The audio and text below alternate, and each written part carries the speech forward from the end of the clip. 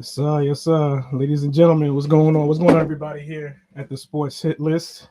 It's Backstage Brawl. We are back with another episode here at the BrawlCast. I'm your host, your moderator, the People's Champion. Right now, I'm just waiting on my boys to get in, but we got a lot to talk about before those guys get in. This is our first time, obviously, using StreamYard. So if you're watching us from a different location for the first time, we just got on the StreamYard, so forgive us as we try to get this thing sorted out right now. We are live on YouTube. We're also live on our Facebook at the Backstage Brawl, and of course live from the Sports Hit List. Today we're going to obviously talk about the WrestleMania fallout. We're going to get into some stuff today as we talk about the WrestleMania. Cody Rhodes finishing his story first and foremost. Obviously, we're going to talk about that.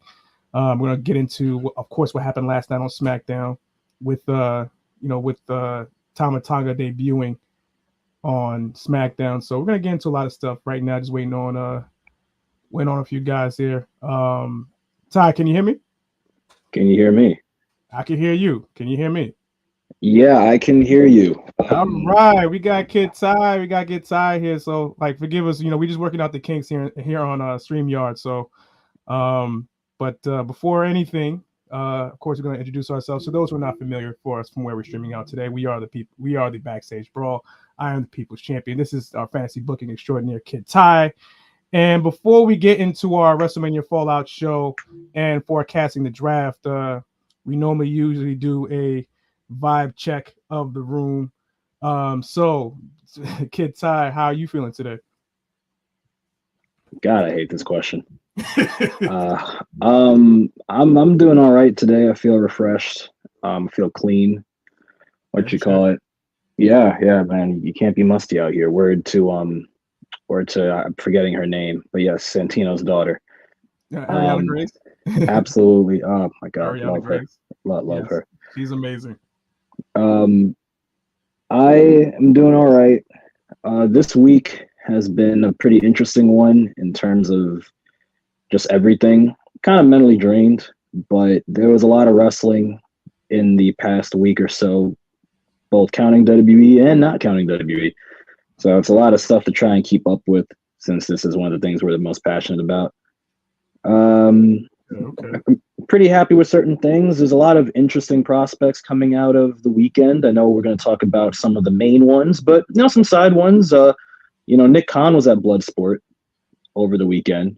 Josh Barnett's Bloodsport for GCW, and it seems as though there may be a chance for WWE to work with more promotions. We saw that with Charlie Dempsey earlier in the year when he went to All Japan, and it seems as though we might be seeing more crossovers if the if the opportunities make sense and if they can get something good out of it. So I'm excited for that.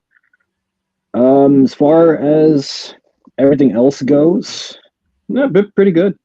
Just waiting, hoping that this whole thing works. Hello, Matt. What's good, Matt? What's good? That's another cool thing about this. We can see the comments. I can finally do this without constantly looking down at my phone. The only thing I can do now is just I can finally share rather than just constantly just spreading it all out. But yeah, man, we look like this this platform looks. I'm not. No offense to Zoom. Zoom held us down for the entirety, but they held it down. But this looks a lot cleaner format-wise. Looks more advantageous. We've been on here once before, when we were on a different podcast. I'm glad. And I forgot what it looked like because I it's been so long. I when you gave me this link, I legitimately did not realize I was already on there. I was like, oh, it already has Soft Forest here. I was like, who hacked me? Like, how the hell am I already here? So this is cool. Yeah. And we got a ticker. We got a little ticker at the bottom. Oh, yeah. I'm still live. My bad. Coming soon. Matt's joining us? Is that what's happening here? No, Matt said since last week he wanted to join us for tonight, for the show. So obviously, I was like, screw it, get Matt on, man. What better way to kind of kick in StreamYard by getting one of our guys on? Obviously, he's doing Your Sports concurrently right now. Shout out to Your Sports. Shout out to my boy Dre, Pete Rosado, the Voice of Generation, and of course, Queen Tavia, as they are doing their show. Obviously, they're going to talk about the NFL draft and basketball season. The season about to be over, and you already know where I ride right here with the New York Knickerbockers. How do you feel about the seeding? Because I know a lot of people are happy that we're rising up. I think we're third right now, but in terms of the playoff matchups, would you rather us be like fourth or fifth? Yeah, I'd rather that. No. I'd rather third. I'm trying to avoid Boston at all costs. So if I can get third or second, I'm Gucci. Like if I can sit at third, and I think we can handle Milwaukee in the second round, as long as we don't have to basically like just, I don't know. I just want to avoid Boston in the second round at all costs. So that's just me. Fair enough. I mean, I'm a little bit. I'm still learning. I'm still learning about some of this stuff. So for me, it's like, what you call it? I'm one of those weird basketball fans where it's like, I know the rules, I know how it plays, but I don't always know all the contextual structural seedings and how the rankings and everything goes. So like when I'm looking at this ranking list, I'm like, I'm afraid of us getting too high or too low, depending on the matchup. Can't get too high, can't get too low, man. For those who are watching currently now on StreamYard, for us now on StreamYard, we're also now streaming from YouTube. So please go subscribe to our YouTube channel at The Backstage Brawl, for just to check us simultaneously as we're also here in the Sports Hit List. So, but we're waiting for JJ to get on and stuff like that. Let's just get to it, man. Let's just get to the WrestleMania fallout, WrestleMania 40. Yeah. What can we say about WrestleMania 40 and how great the event was? First and foremost, man, I gotta congratulate Triple H. I gotta give credit to where credit is due. In his first full WrestleMania, as head of creative, this is his baby now. He did a fantastic job, in terms of how he produced a wonderful 2-night event at WrestleMania. So, with everything that happened, man, we can break down some highlights. So, what was some of your highlights that you liked from this past year Mania? Well, I guess I'll preface by saying like this and Mania 39 are on similar levels to me. Battling for which is the better of the 2-night Mania era we've been in. Some of my highlights of the show, Sammy and Gunther for sure. Watching that live was fun, and seeing Sammy get that moment and Gunther getting his reign ended at the Show of Shows it's something I wasn't expecting. I talked about how many different booking opportunities there were there to see, but I did want Gunther to lose the championship initially at WrestleMania, so that's pretty cool. I guess in terms of the tag team match, that was another highlight because what we wanted actually came true, minus the arachnophobia. We got R-Truth and Miz getting the Raw belts and A-Town Down Under getting the SmackDown belts. When they announced that the match would not end until both sets of championships were brought down, I fell to my knees at Walmart in happiness because that meant that we were getting a unification being undone, which we desperately need, and we still need. I'm looking at you, Cody, because there's still 3 world titles. Don't care if it's represented by 2 belts. We still have 3 titles active right now. So that was pretty cool. They made the Pride versus the Final Testament more entertaining than people would have expected. Watching them beat each other with canes was a bit uncomfortable at times, but that's what you kind of want. You want that when you bring hardcore elements in, so that was pretty dope. Io and Bayley went out there and had a grand match, a fun match. I think that this Mania was heavily multi-person, and then when you got those 1v1 matches, they really were more highlighted because of that. So good on them for playing to most people's strengths and getting most of the stuff out there. Speaking of 1v1s, I have my thoughts on Jay versus Jimmy. I wanted more out of that. I understand why they did it that way, but I will say something that might ruffle your feathers. No, you definitely say it. Okay. Well, I mean, I don't feel bad about saying it. I'm just finding it ironic because you're not a big Young Bucks fan, but Jimmy getting super kicked into oblivion, is hilarious for me because you don't like the Young Bucks and you hate their super kick parties, yet when Jay does it, it's fine. I didn't like that either, to be honest with you. Okay. All right. Just because I didn't like the spamming of the super kick either, and I love the Usos. So how do you feel about it last year in the tag match? Because that's what they did to Sammy and Kevin the entire time. I just wanted Sammy to win. My guy, see that? See, fans? See? No. It's not a U-turn. It's more so like I just wanted them to get to the point. I wanted Sammy to win because the Usos are better than that. Because they didn't even do that spamming of the super kick when they were going against the New Day in the Hell in a Cell match, which by far to me is probably one of their best matches.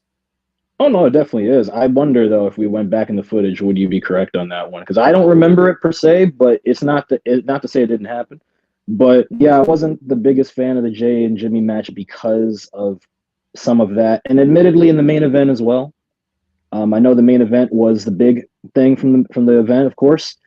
Look, honest opinion, still think Cody should have won last year. It's cool that Cody won this year, and it definitely should have happened. My thing is this. Both main events are pretty similar.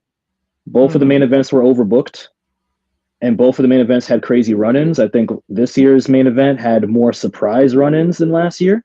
More of the ones from last year are more expected considering the story. This year, it was more like they fit the story, but you weren't sure if they'd show up or you didn't think they'd show up at all, which definitely made the overall moment feel more special, and I understand that.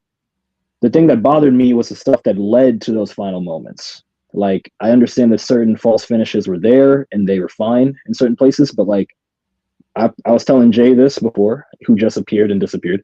That was me. Okay. I was telling Jay this before. In the main event of WrestleMania 40, to see Cody Rhodes kick out of a Samoan Spike spear combo bothered me. And I understand that we were supposed to be caught up in the moment and it was supposed to build the anticipation because we truly did not know at that moment what was going to happen, and I understand. It's just one of those things where it's like, look, I get it. For most wrestling fans, the final moments of the match are the most important regardless of what happens before. In my opinion, I don't think you should disregard the logic that goes into those moments before those final moments, because that's what builds the anticipation to those final moments. So the more you make it make sense, the better the overall match is in the initial. And it also gives you something to replay down the road if you want the replay value of watching that match and going, oh, these are the details I missed, or oh, this wasn't what I was paying attention to, but this really is a masterpiece. You know, that's what matters more to me. Those details building and properly weaving the basket so that when you put stuff in the basket, nothing falls out from the bottom. And for me, the Mania 40 main event, while the final moments were glorious, the moments leading up to it were kind of all over the place. And that kind of bothered me in certain places because it started off okay, and then you had false finishes like that where I kind of just sat there and I was like, oh, for Christ's sake, use the ropes, or for Christ's sake, do this or do that. And maybe I might have missed a detail or two, but that's just kind of how I felt after. Okay. We got the Golden Child in. I'm guessing he's getting his bearings because I wanted to hear his thoughts about WrestleMania. What was something that was underrated? What was one moment that that you definitely enjoyed outside of like, you know, the obvious that you basically just said? So underrated moment? Yeah, any underrated moments that you have from Mania? An underrated moment from Mania. Interesting.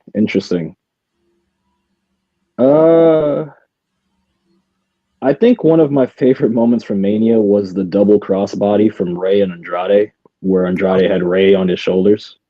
Yeah, that was pretty good. I've never seen that before, so that was pretty dope. The buckle riptide that Rhea Ripley did in the closing moments, the riptide into the buckles and then the follow-up riptide to Becky, also interesting. I think another interesting moment that I'm noticing post-Mania, sorry, I'm getting a little off topic, a lot of people are taking time off and taking a proper absence from TV between Becky, Seth, Roman, Gunther, right? Seth needs it. Oh no, agreed. But it's interesting how a lot of the people who came out worse for wear for Mania are taking those absences, which makes the heart grow fonder. And also, when they come back, it'll give them a new sense of purpose. So I'm glad they're letting some people phase out to let other people take those spots. So that's cool. All right, so we're joined by the Golden Child. Jay, what's going on, man? So, What's good, shoulders? hey, listen. That's the one thing that's not. I mean, I guess it's showing. I don't know. Hey, listen. First time on StreamYard, guys. Technical difficulties. You already know. Working out the kinks. Saying, working out the kinks. You know, WrestleMania's in the books.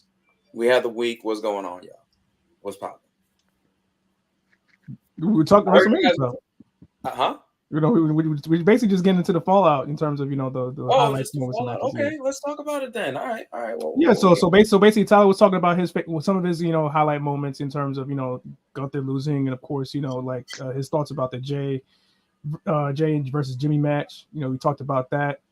He talked a lot in detail in terms of certain things lived up to certain expectations, and others where it's like certain things couldn't be without for the most part. Yeah. But in your estimation, considering the fact that you spent night one watching it from the arena and night two you was home, what was your analysis in terms of this I gotta just clarify for you guys. So just to set the scene, probably about a month and a half back, I get a call. They're like, hey, we got these last string of like hockey games going on. Like, could you do it? Could you work the games? I'm like, all right, sure. I see this date, it says 4/6, and I don't think anything of it until April comes. And I'm like, wait, what is 4/6? Because it definitely doesn't seem like a weekday. See that it's Saturday. Damn. Automatically know that I'm going to miss night one. So I spent night one watching Rangers Islanders simultaneously at UBS Arena. So I was just basically going back and forth, just looking at my phone, just doing some of these. Well, not Rangers Islanders, forgive me. Nashville versus Islanders for the hockey enthusiasts. If there's any in the chat, I know we black, but you may never know. Anyway, I'm looking at the phone, looking at it away. I'd say the biggest moments for me night one, from my vantage point, was probably Gunther Sammy. I mean, that was arguably the match of the weekend. Even me just hearing Sammy's entrance, because I didn't see it. I just saw the hug before he went outside, with him and Kevin Owens. And as I was walking over to basically to the set, because we're gonna get ready for intermission with the on-air talent and stuff like that, I'm just in the back of my mind thinking, he got me again. This boy Sami Zayn got me believing again. I was just like, damn it, because the song, people chanting, all those things. So I think that pretty much stands out. Of course, I'm pretty sure you guys got through the main events and the ins and outs. We didn't touch we didn't touch too much on it. We just basically just kind of glazed over it because we was kind of okay. Well, from that perspective, I mean, I guess if that's the case, this could parlay into it. I thought that love it or not, it was pretty awesome. I felt like every time I tilted up my phone, something completely different and cartoonish was happening. Because again, I was at work. I flip up. I see Rock in his 99 pants. I flip up. He's no longer in his 99 pants. I flip up. He's telling the referee he's going to get fired. I flip up. He falls trying to kick somebody. Yo, that was one of my favorite parts. Every single time something different and hilarious was happening, and I know a lot of the build was kind of leaning towards they're going a little Rock centric with this, but in true Rock form, it was kind of hilarious in the way it happened. Aesthetically, the whole scene between night one and night two for the main events was cool because you had these all powerful guys who you didn't even have to know the story going in. Just look at them, and you know, oh, this is Final Boss, this is Tribal Chief, this is the building block that they have to basically overcome. Roman coming in the best shape of his life, The Rock being The Rock. So I think that overall, my sentiments are with the floor. It was a fantastic, feel good WrestleMania between night one and night two, and yeah, man, I'm ready. I'm ready to see what happens in this new age of Cody Rhodes as a champ. What did you think was the best match? Oh, Gunther, Sammy, easy. I mean, you know, yeah, you could have your shout outs here and there, and then you can kind of like, you know, tip your cap to the main events, because I feel like a lot of people will say those main events, especially how night 2 ended, you know, it could be probably in the running for it, but those I feel like categorize more so as moments as opposed to the match.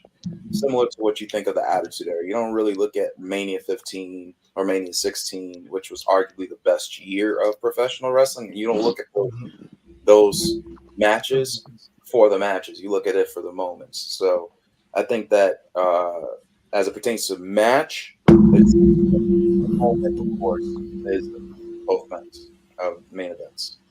Good Lord.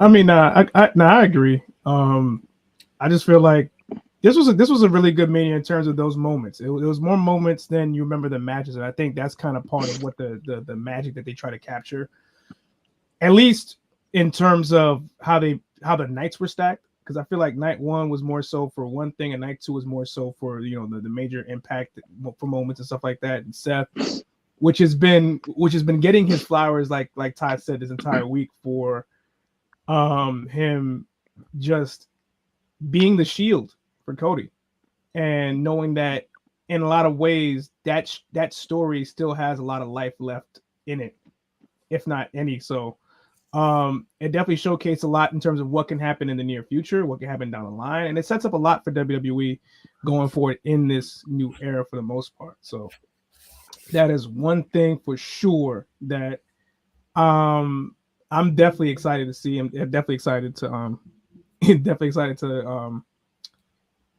as a fan see. So for the most part, WrestleMania was a good success for the most part. So dang, I'm still trying to work out the kinks, guys. No, it's all good, man.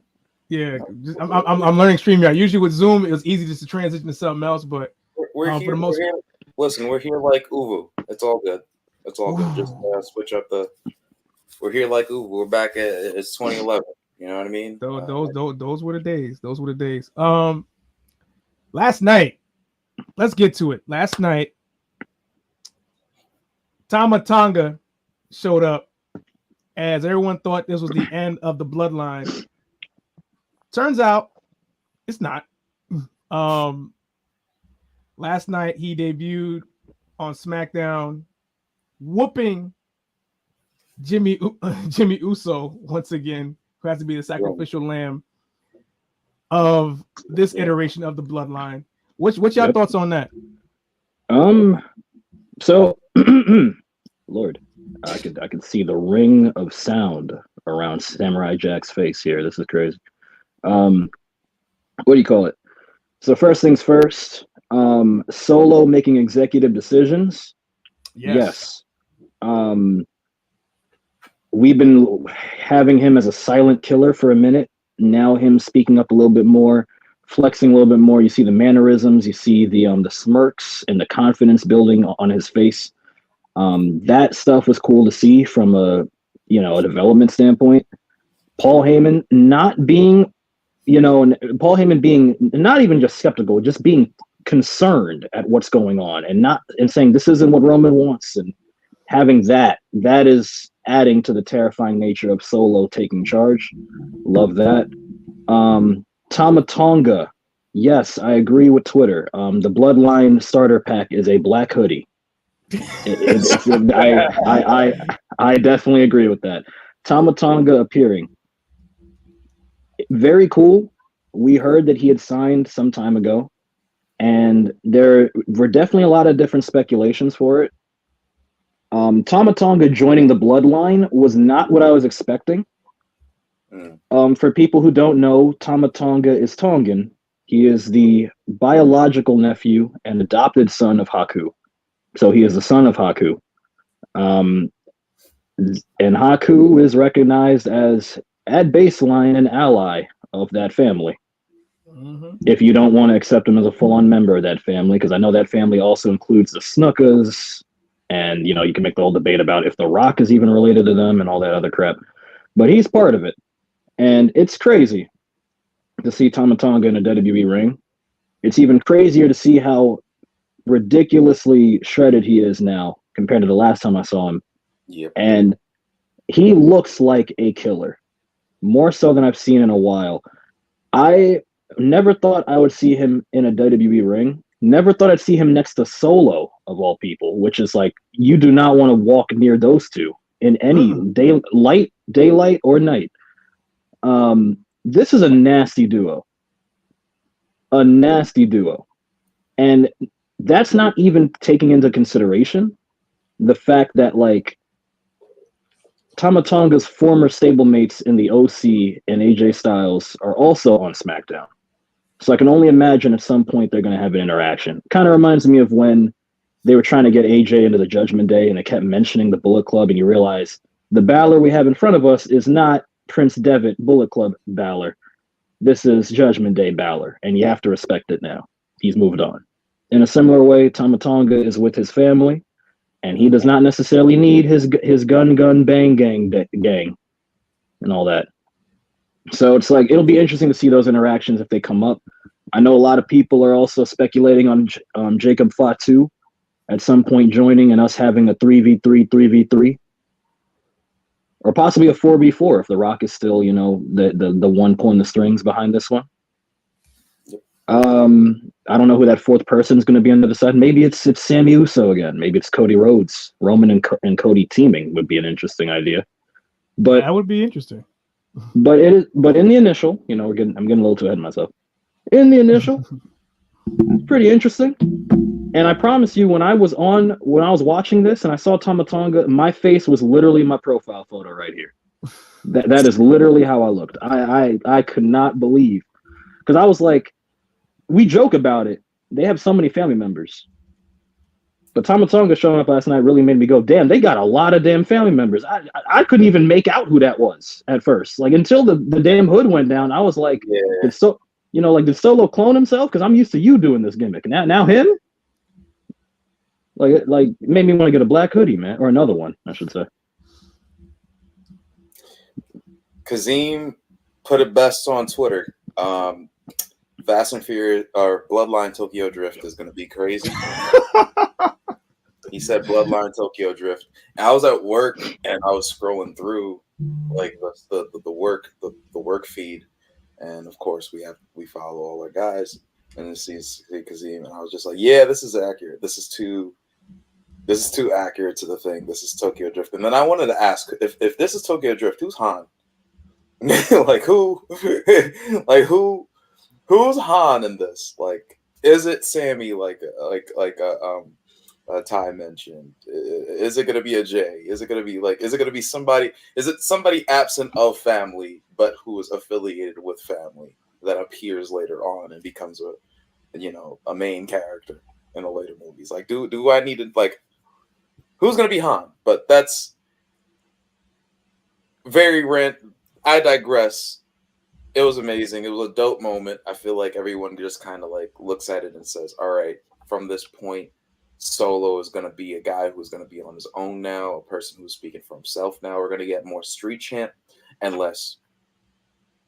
And that's amazing because he has a lot of potential, going on the mic, talking his stuff, and then going on the ring and backing it up. So this is going to be dope. It's going to be lovely. SmackDown, even if you were to keep it as a tag team, it just makes it also more fearsome. And the possibilities are endless with this new bloodline. So this is dope. And they're doing what they thought they would have done with Evolution, which was what WCW tried to do with NWO, and kind of they got out of hand. They're doing it proper, which I feel like is pretty cool. Okay. Not bad. As we move away from that, let's revisit the WWE draft real quick. We got the draft beginning in a few weeks, in just 2 weeks' time. Damn, I'll be gone when this happens, but It's all good though. Yeah. The WWE draft begins Friday, April 26th. Begins on Fox, and of course, the next one begins on. It finishes on Monday, April 29th, on the USA Network. So, gentlemen, wait, oops. We teleported. Yo, We teleported. Oh, I'm gonna get my phone. I'm still trying to get the chance to use. Like, No, it's all good. Hang It's of all it, man. good. It's all good. This it's episode like, is called "Is Working Out the Kinks." Working out the kinks today. No, but yeah, what's your thoughts in terms of the draft? Well, if you've been following the podcast long enough, you know I've been waiting for this for a while. I said it before. I've been waiting for the post-Mania stuff because this is the true reset button. As Rand mentioned at the beginning of the show, Triple H was given the keys to have his own WrestleMania all to himself, and it was even his own color, ironically enough. But this is his chance to make his own stories or his own spin on stories fully without having to continue the ones from the previous period. So I'm looking forward to this draft. I like the fact that they're advertising it well in advance now. It's not the week before or 2 weeks before. It's almost a month before, which is nice. And we're going to see more appearances and more crossovers in the build up to it just to get people used to the idea of seeing this person here or that person here. But I think the main thing I'm looking forward to with this draft is a higher chance of no, put that down. What I'm looking forward to with this draft is a higher chance of there actually being a rigid brand extension structure. Like, I'm actually looking forward to the brands feeling like separate brands again until they don't have to be. Because look, between wild card rule, all the random appearances that happened last year's Mania, the fact that the Raw Women's Championship was put on SmackDown and vice versa, the fact that just all this nonsense that made us sit here and go, okay, maybe not everybody appears on every show, but most people do. It's kind of annoying. Personally, I think that structure is a big deal. Covered a lot of episodes on it, and I think that they need to get into the habit of establishing rules that not only hold them accountable, but also make it easier for the fans to follow what's going on. Because the minute you guys say we don't care, the fans have a reason to go, we don't care. So the draft, I think, is essential in setting the foundation for what's going on going forward in more ways than one. And they need to do it in a way where the fans go, okay, I know exactly what I'm tuning into on Mondays and Fridays. So that's what I'm looking forward to the most. Reestablish structure. Jay, your thoughts? Yeah, no, as Tom mentioned, man, we hammered this point home in many different beats. We've said who should go where. We did a quick picks type of episode on it. You know, we've hammered it on and on and on. I think bottom line, to Ty's point, is just getting down the structure and understanding, like, from pay-per-view to pay-per-view, the levels of continuity that you could build in a unique fashion. Because at the end of the day, we've had a lot of those, like, I'd take it back to 2016, right? Where it looked like we were going back to times of old, and you had Dean Ambrose as champ, and he was fighting AJ Styles, and you had SmackDown be its own thing. Ellsworth was in the mix, and then on Raw was his own thing. A lot of things were going on. KO was champ. They had the whole thing where Seth was no longer Triple H's guy. So it was things that were kind of building. Then by, I want to say, Survivor Series, a lot of those, solo brand pay-per-views kind of flew out the window. Wild card rules started being implemented sometime soon after that. I might be mixing up the months, but it's not really by much. So I think that the rigidness, to Ty's point, will really help in developing a lot of the stars that have kind of been floating. I hope that it gives those Cedric Alexanders of the world some rebirth. It gives some Apollo Cruzes of the world some rebirth. Yep. People of that nature, like some Drew Gulak. List goes on and on. Not Drew, but you get what I'm saying. Like, I was thinking of homie who just died against Braun Breaker, but you get the point. Camera grabs.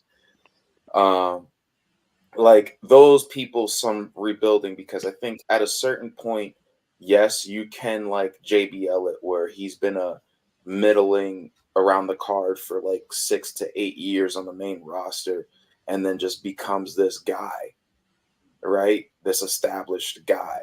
But you need time for them to sit there and say, hey, pay attention to these dudes, right? So for them especially, I think that's what I am looking forward to personally. Those middle of the pack people that you might have forgot were on the roster, that you thought wouldn't produce anything, actually produce something that you would sit down and watch and care for. So that's what I'm looking forward to. And I'm glad we're talking about the most important things, because obviously there's some superficial ones too. Like I know we all wish we had some aesthetic changes to Raw and SmackDown to make them feel different.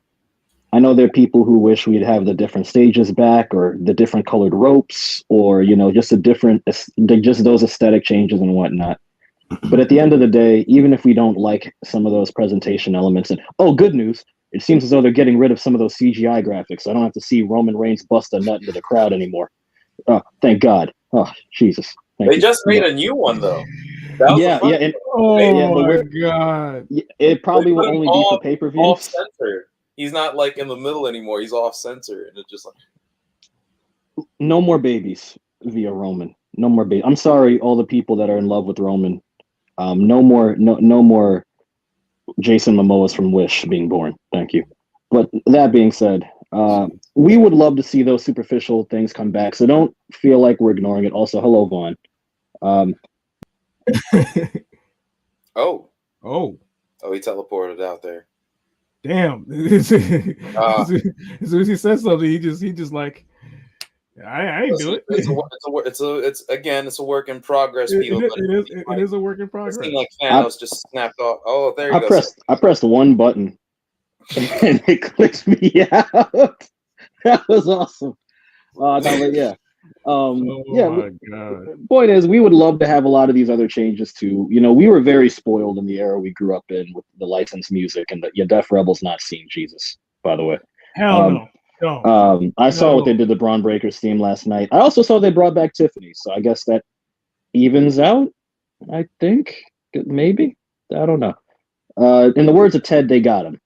Def Rebel got him. So yeah, there are a lot of different changes we'd like to see on those fronts as well, and maybe some of those can come over time. If not at all, if they don't happen at all, it is what it is. But at the core, we want a good product, so the structure needs to be there. You gotta relax. Okay. What does everyone think? You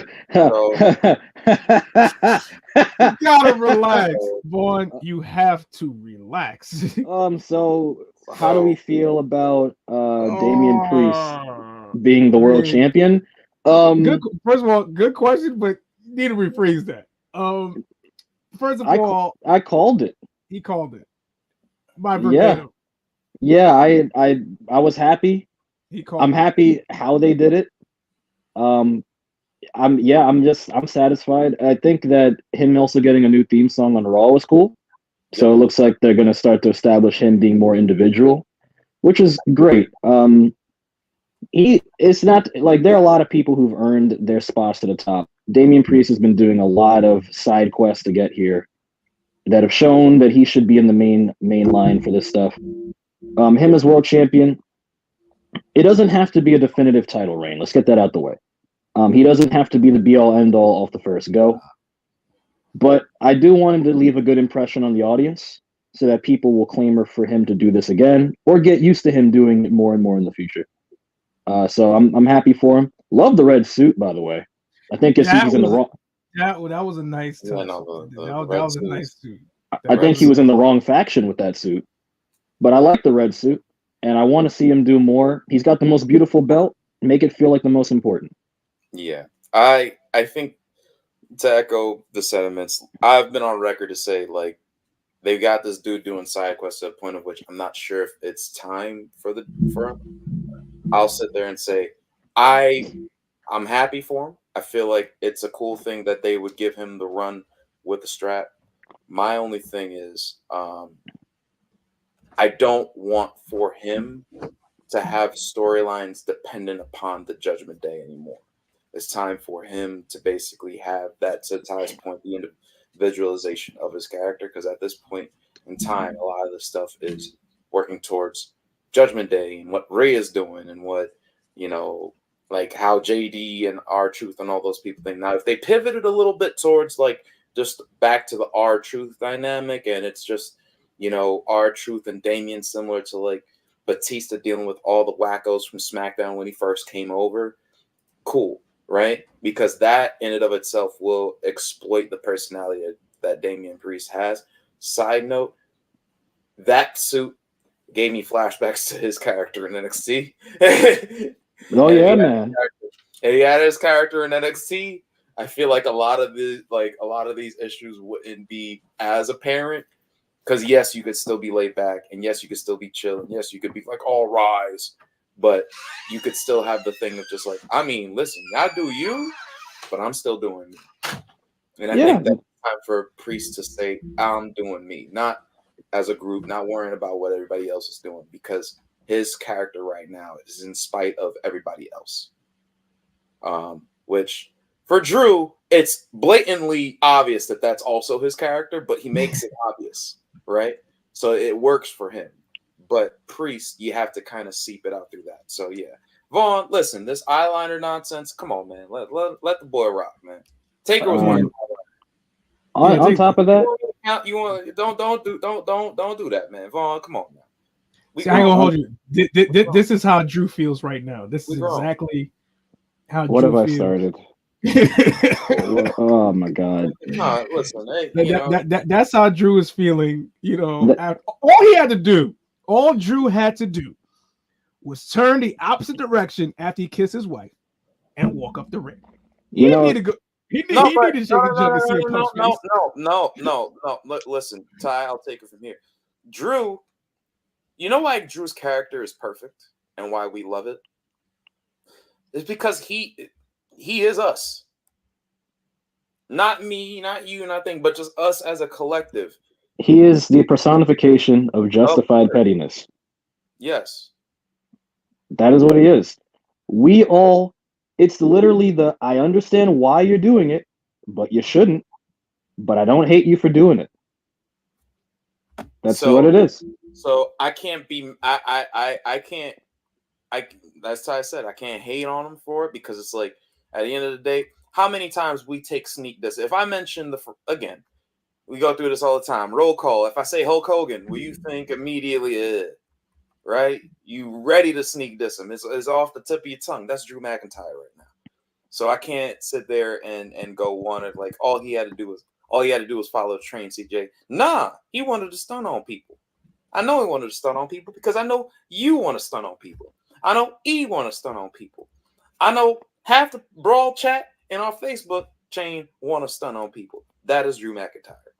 And that's why he lost the title.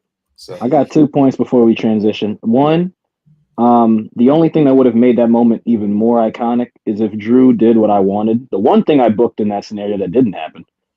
If Drew actually brought back Broken Dreams and then ended the night with Broken Dreams, that would have been the icing on the cake for that whole Mania moment. Yeah. And 2, Damian Priest with that red suit. Remember I told you, Jay, this could be the beginning of a new character transition. And I don't know, with all these different illusions and the foreshadowings this company's been doing since 2022, maybe the red suit is a sign of blood and being more bloodthirsty. Because the way you were describing it, I'm like, yeah, that reminds me of the Evolution Titantron, where, Triple H would be, I'm the game and spitting water. And then the next scene, he's like drinking and he's with girls with the rest of the guys. That's Damian Priest. And if they could do that with him being a little bit more bloodthirsty and then, being a little power drunk, a little bit more vicious, that man will be a real life vampire. So I'm ready. I'm ready for it. Shout out to Bad Guy Jack from the Big Pop Theory podcast. You and Shay Sawyer do some dope work. Work. Pause.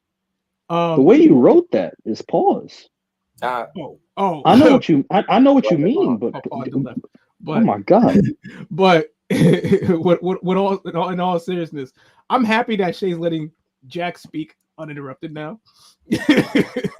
Because usually Shay be cutting them off. So shout out to my guy Jack. shout out to Shay Sawyer. But yeah. Yeah.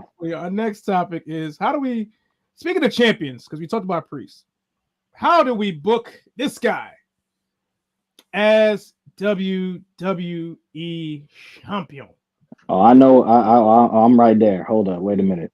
So, I've been starting a lot of these. Let me just get this last one real quick. Hold up. You know what you do? You book him like Brett. That's what you do. You book him like Brett in '94. You don't. Yeah. No. That's 97. not that Brett. Not that one. But nope. No. You book him like Brett in '94. Like I'm summarizing it, but I mean that's the topic sentence here. That's the main point. Like, yeah. Look, I've said it ad nauseum. We've had so many long-term champions.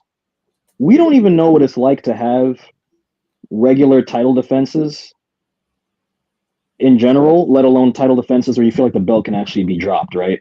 And with the foreshadowing of The Rock, a lot of people aren't expecting Cody to lose his belt anytime soon, right? So what do you do to keep it entertaining? You take advantage of the fact that Cody's crazy and he's willing to do all these appearances, all these matches, and everything in between. Hopefully he doesn't hurt himself. That would suck. But you just have him keep defending the belt and putting on bangers and highlighting the strengths of the roster. There's a good chance we might see Cody versus AJ. You could have Cody go up against LA. You could have Cody go up against anyone from, what do you call it, Randy Orton, which should be a longer-term feud. I feel like they should save that in the back pocket, honestly. Ooh, but they foreshadowed that a little bit at Mania. But you have a good amount of people on. All the people that were in those triple threats could be individual feuds for Cody. I think the most interesting for me would be Ray, considering the last time they faced, Cody was like, yeah, you broke my face and I needed a mask too. But there are even more people on the roster they haven't touched over there. And I think that, especially with the Bloodline still primarily being on SmackDown, you can't rule out the fact that Solo might go after Cody himself. So after a certain point, I think you should just have this guy give opportunities to those guys, but also the other people on the roster that don't get many opportunities. Like, why can't we have Cody versus Cedric Alexander or Ashante the Adonis? Why can't we have Cody defending it regularly on TV? In layman's terms, why not just have him do the opposite of what Roman did and defend it more regularly? Because that's what people have been missing for a while. And then if you have him defend it against people you wouldn't even consider championship draws, and you end up getting matches similar to Bret Hart versus 1-2-3 Kid, one of the best matches in Raw and WWE history. If you get more of those, what's the problem? More entertaining TV, more people get highlighted. You could parlay, I hope that's the right word, into other opportunities for those other people. I feel like that kind of writes itself with Cody. You could also change the design of the belt too. That's also a thing. I know we can't do it right now because it's on the Backlash poster, but maybe post-draft, post-Backlash, maybe Cody goes, oh yeah, by the way, I have this new thing here. Also, can we retire the Universal title lineage and just go back to the WWE one, please? There's a legitimate reason I'm saying replace the title design. You do realize the WWE Championship says World Heavyweight title on it, right? We have two belts with the same name again, just like 2002. We need to fix this. Seriously, please fix it. Yeah. I mean, there's really not much else to add for what Kid Ty said. The only thing I would say is the end. Orton got to take it off of him, and Cody got to take it back from him. Yeah. It's that Survivor Series. Survivor. That was exactly what I was thinking. Yeah. I was in your brain for a second. I like the way y'all thinking. I like the way more or less. He's Brett from April to August, to which at that point it'll be finally Rock and Cody, and then Rock and Cody happen. Cody still wins because at that point the whole situation with, okay, now we're going full on fantasy booking. So let's take a step back. Okay, Rock is behind the Solo thing. Let's just assume that he's behind the Solo thing because he said, in the last segment when Paul was confused, he had orders. He came from the ancestors. He's never wavered away from his mission, Solo Sikoa. That mission was carried out by The Rock. That's what happened because he is the final boss. He made the move. He made the call. So provided that's the case, Roman eventually comes back and says, what the hell? I never made that call for you to kick out Jimmy and all this stuff and whatever. It was like, nah, you didn't. But you ain't the tribal chief no more. It's like, what you mean you ain't the tribal chief? What you mean you ain't the tribal? Rock comes out, beat down Roman, and it's just this big old massacre. And then SummerSlam comes up. Roman calls Rock the title. That's his program for Mania. In the meantime, Cody's like, all right, I guess I'm done with that. That was crazy. Who else wants a piece of this title? Orton comes in. Orton's like, we're friends, right? We do that. Yeah. And they have one of those matches that are friendly. And then Cody wins off of like a wrestling maneuver. Orton's like, that's cool. And there's a B pay-per-view in between SummerSlam and Survivor Series. And they fight each other and they win. And then, Cody wins. It's like, oh, man. Raise hand, RKO and all this stuff. He brings back the punt. Cody leaves for maybe 2 to 4 weeks and setting up a program between them two at Survivor Series, which Randy Orton will win. So that's the thing in short. Jesus.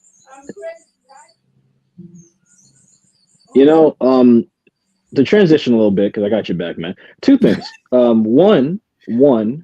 One, when we eventually do have that Rock and Roman struggle for power, the same way that we heard the line, what's a king to a god, what's a god to a non-believer, what's a tribal chief to a high chief?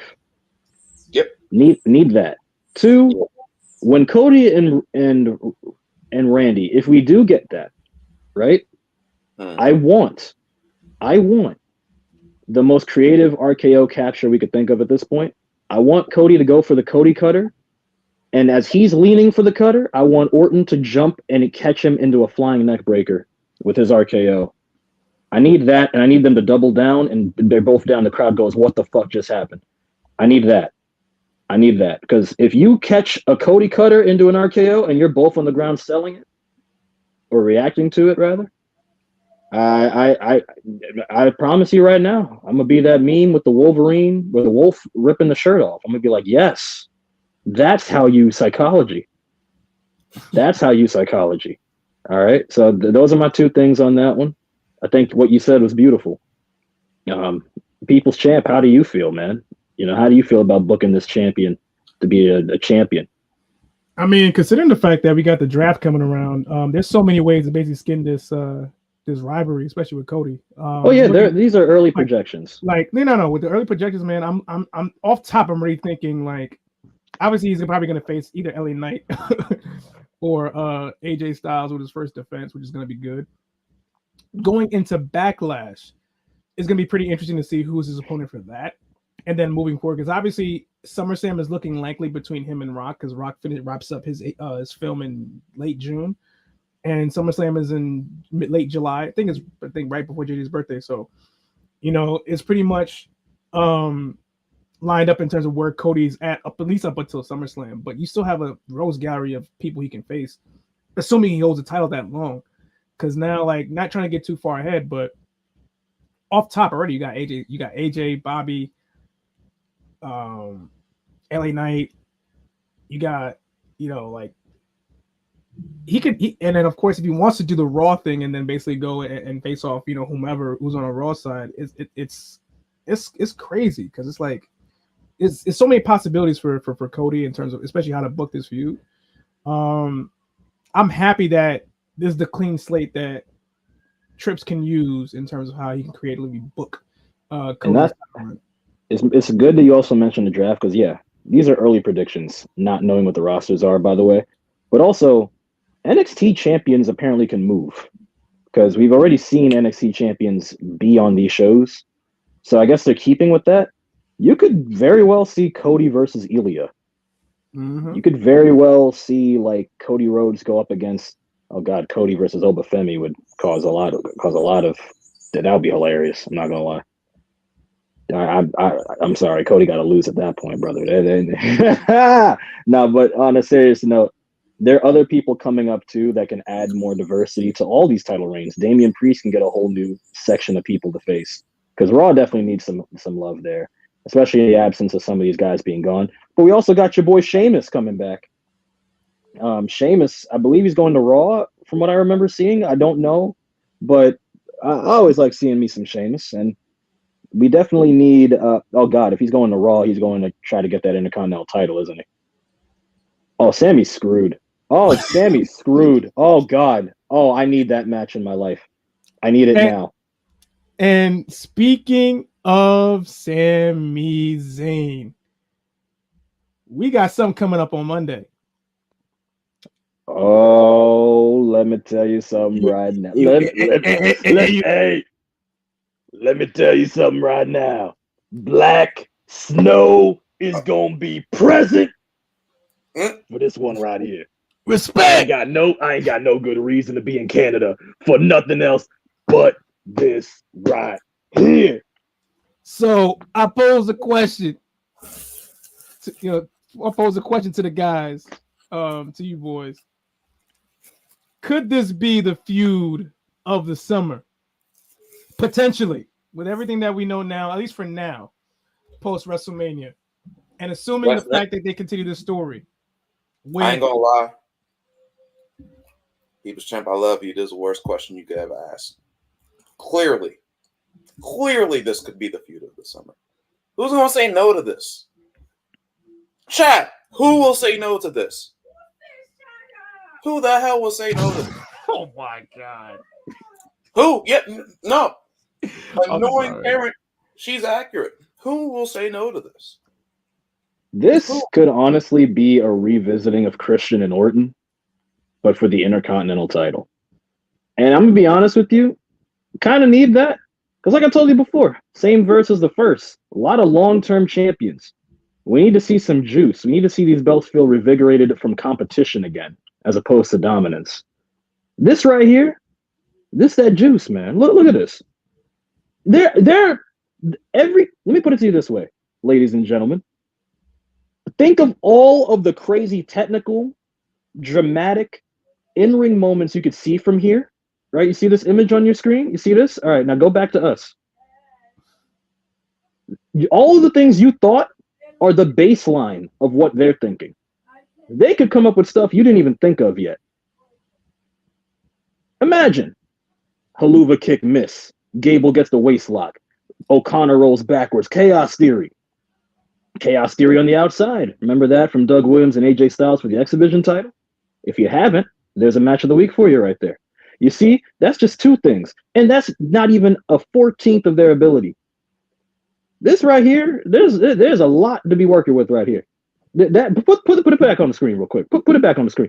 Look at that. Look at that. I've never seen brunettes this angry in my life. Put it back to us. This is what we're dealing with, people. This is what we're dealing with.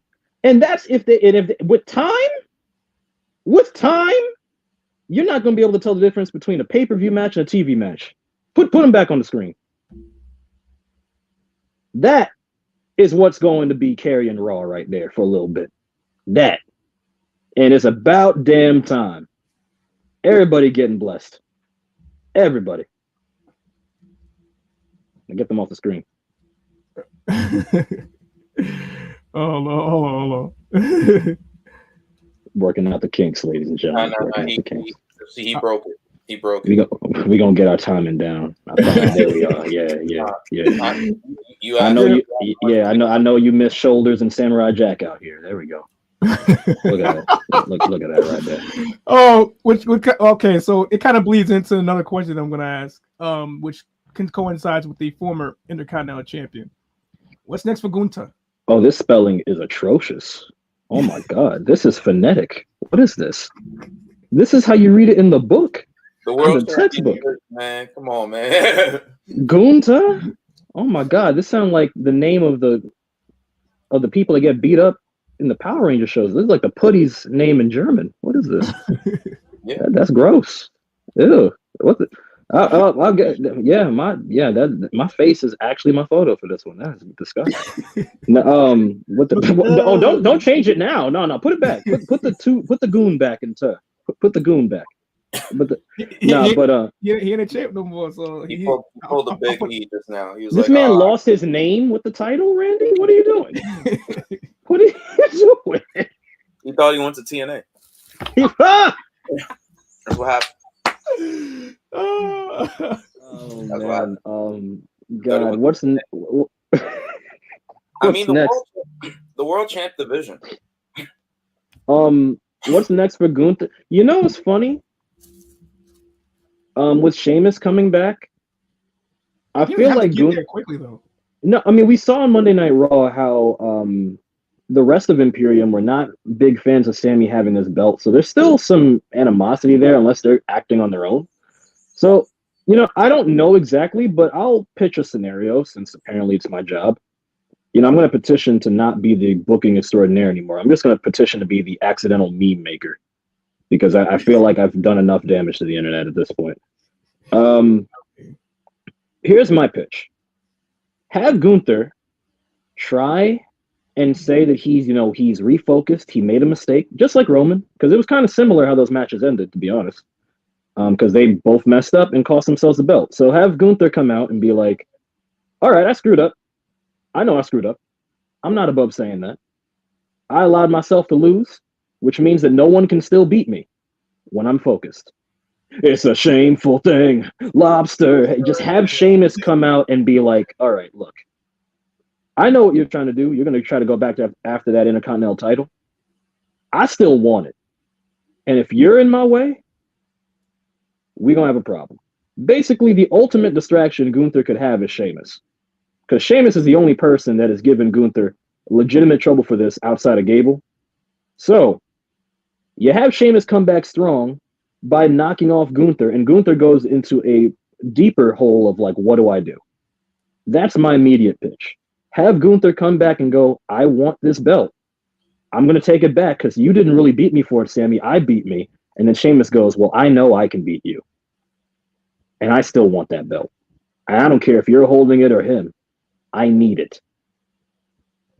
This Intercontinental title might be the thing that carries me through the year. Oh my God, we are blessed. Oh, we are blessed. Thank you, Jesus. Speaking of Jesus, Jesus' descended golden child. How do you feel? I mean, long term for this question is clearly world title picture, just because with Damian Priest at the helm, like in my mind, I always think with a champion of a caliber where a lot of the peers on that, let's call it second tier, are on par with him in terms of importance, in terms of, screen time and all that type of stuff. You want to basically make sure that they collide with everyone because the multi-man matches, basically this one. What's good. Shop Biz, Bobby in the building. What's good. We're talking what's next for Gunther. I say main event picture on Raw with Damian Priest and those boys like that web of people. Saw Forrest, aka Samurai Jack, is pitching immediate Sheamus versus Gunther, leading to the IC title picture. What say you? I say they're gonna switch brands. I feel like Gunther and Imperium is going to SmackDown along with Damian Priest and Judgment Day, and I feel like Cody Rhodes and a good portion of whatever they're doing as far as the bloodline is coming to the Raw. Because of Netflix. Yep. That's Because what of I feel like is Netflix. about to happen. And I feel like Gunther is. I look. And another thing, I know a lot of you Spanish people from the Bronx are going to be upset that I'm going to say this, but I'm Matt, and I got to relax. And yet we know what time it is. Shot biz. This is what I do. Boom. Damian Priest is a transitional champion. Oh. It's gonna happen. Yeah. He's a transitional champion. I feel like the title's gonna eventually go to CM Punk, which I'm not happy about. And I feel like Gunther is gonna ultimately kill CM Punk.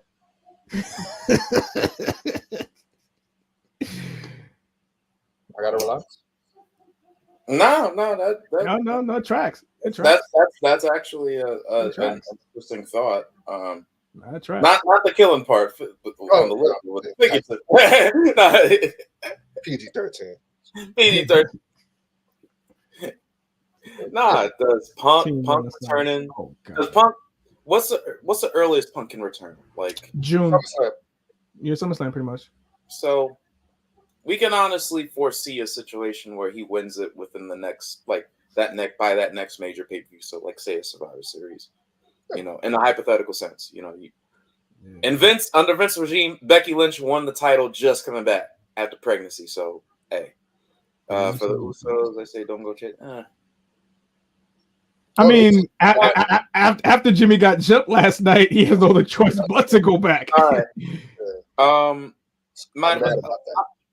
I'll say this much: for them to be away from each other on different brands, I think that the experiment to separate them both to bring them together for the Mania match, I think that it did them a disservice because there's a certain aspect of them being away from each other, not necessarily in storyline, but just on the road. You could tell like Jimmy chilling, like he rocking, and Jay is just like, I'm gonna leech on to whoever just, You got the mixed up. Jay is chilling, growing. Jimmy's nah. Jay, they just be giving. He just be pulling up. Oh my God, that's wild. All right, well, you gotta relax. I use dude wipes. They're pretty good. They're pretty good. Jesus Christ! You muted yourself. What the hell is Ty? What's Ty doing? He's not Ty. He's muted. Yeah, he's chilling. I'll say this much on the Jimmy and Jay match, and then I'll parlay it into that whole thing. Right? Jimmy and Jay match, it wasn't good. We all know it wasn't good, right? If you like Jimmy and Jay, you probably give them a little bit of leeway because a lot of those matches in the middle of the card got sped up because of what happened later on that night. Like if you notice, after like the ladder match, everything was quick.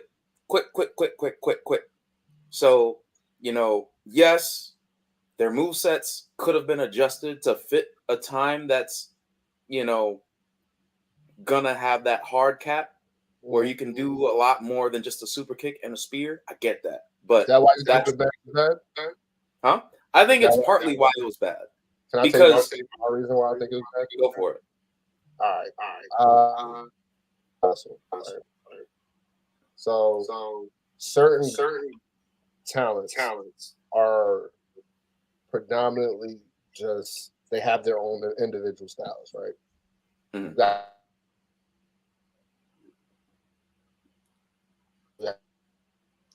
Under the card, and then you have tag teams, right? Mm-hmm. Some people are just only conditioned to be tag team wrestlers. I'll give you an example. Devon Dudley. He's only conditioned to really be a tag team wrestler. Now, Bubba, he progressed. He grew. Marty Jannetty and Shawn Michaels. Shawn Michaels progressed. Marty Jannetty never hit that curve. Why? Because he's a great tag team wrestler. Jimmy might just be a tag team wrestler. He doesn't know how to tell a story in a singles, in a big picture singles format. Whereas Jay had that year and change where Jimmy was hurt, and they threw him in the water, and he had to sink or swim, and he was swimming. Whereas Jimmy now had this couple months to swim, and he couldn't step away from the bloodline in a sense. He's pretty much like behind Paul Heyman in the bloodline. Solo was let's. I got something for that. No, okay. All right. Go ahead, Tom. Sorry, Jay. Also, hello, Matt. I see you with the red cup. I hope you're sipping something good. Let me tell you something. Jack Daniels. Oh man. Another thing I cause problems for. All right, let me tell you something. You said that. Okay, first of all, Marty Jannetty's personal issues got in the way of him being a single star, but I will say this. Jay had time. Jimmy didn't. Jimmy was stuck immediately with a group right afterwards. Like the minute we thought he was going to get his time, his story was put back in the bloodline. So I don't think that's fair. If you let him be on his own, man would have came up with a new finisher by now. I promise you. Because honestly, I've never seen somebody wear red so quick. I've seen Power Rangers change slower than Jimmy turn back to red. So I don't believe that for a second. But I will say this. That's cold. Maybe everybody needs time and development to try some things. In the case of Jimmy, his story is just he constantly is surrounded by his family. Yeah. Like we're already projecting a 3v3 Bloodline Civil War right now. Part of me doesn't want it to happen because I like Jay by himself. I do too. But I know it's going to happen. Yeah. So I say story he told. time. He didn't want to do it. He didn't want to finish him. Yeah. I mean, listen, I'd say this much, just to hot tag it in. That only scratches the surface of what Bobby Brown. I'll put Bobby Brown. You know, the thing is with tag wrestling, you hit the nail on the head with all those examples, right? You mentioned Bully Ray versus Devon. Let's examine that. Bully Ray, when was he a main eventer? In Impact, right? Yeah. He had time to work it out in a space where there was very little to no audience, relative to what WWE conglomerate is, if we're being honest, right? Damn. It crackles. But relative to what the audience is, he had time to basically work out his character. Similar to, and you know, you could say this is a strength or a weakness for thing. We'll get to Jada. Or Jade, excuse me. Chill, man. I'm about to say that's a whole different, right? But I'm gonna need another drink for that one. Pretty much to summarize the whole point, they had time to work out the kinks in an audience of either very little or an audience of none. Jay was getting that rise when nobody was in the audience. Bully Ray was in TNA when nobody was checking for it. Everyone was already like, oh, Hogan screwed it up. He brought people back, but to be fair, it took time. Roman Reigns found his whole character under the pandemic. Drew McIntyre's whole push was under the pandemic. And it only took up until now that people see Drew to say, oh, shit, you know, man, like, I want to be champ now. You know what I'm saying? I hear you. I don't, but what I'm saying is, I don't think Jimmy kind of has it in him to be a solo star. Do you think they've given the opportunity, though? I feel like they have given him the opportunity to pique interest, and he couldn't come up with anything. Whereas though Jay had time to cook, he had time. He had promo time, and this is the time that they give you to pique a certain level of interest. He's had promo time. I got time against Roman, and he didn't swing. He didn't sink. He swam. But it was the way he was casted, though. No. Oh, fair, but I got you. Casted that way too.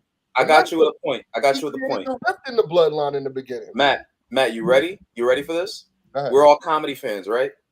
To a degree. Okay, to a degree. Who's your favorite comedian? Damn, I gotta lie.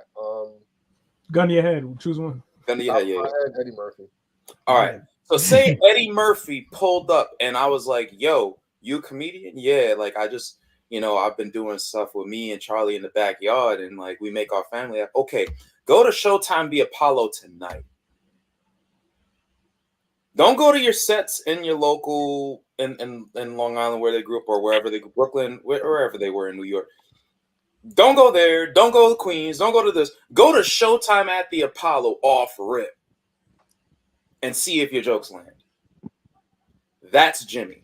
Whereas Jay, the Shawn Michaels example that you mentioned earlier, Bully Ray, I can go on with the tag team people, and you can even enter in other people such as Edge and Christian. Those are probably anomalies, but I'll tell you the difference between the two. The business was so freaking hot, nobody cared. Yeah. But I'll leave that to the side. But sticking with the points that you made, the equivalent to Jimmy is him performing and being a solo act at Showtime at the Apollo the second he says, I want to be a solo act. Whereas Jay only did the locals. He came through and he had to basically go around and he gave everyone the word by word of mouth. Like, yo, this dude is dope. He should go at Showtime the Apollo. I hear you that, and I raise you this. During the Bloodline saga, right? Yeah. Do you really remember anything Jimmy did of relevance in the Bloodline? But you remember Jay's cadences. You remember the Sami Zayn of certain shit. All right, I'll raise you this. I'll raise you this. I ain't no bitch. If I'll raise you this. If that's the case, why is that? Now, before you answer, because no. Hold on.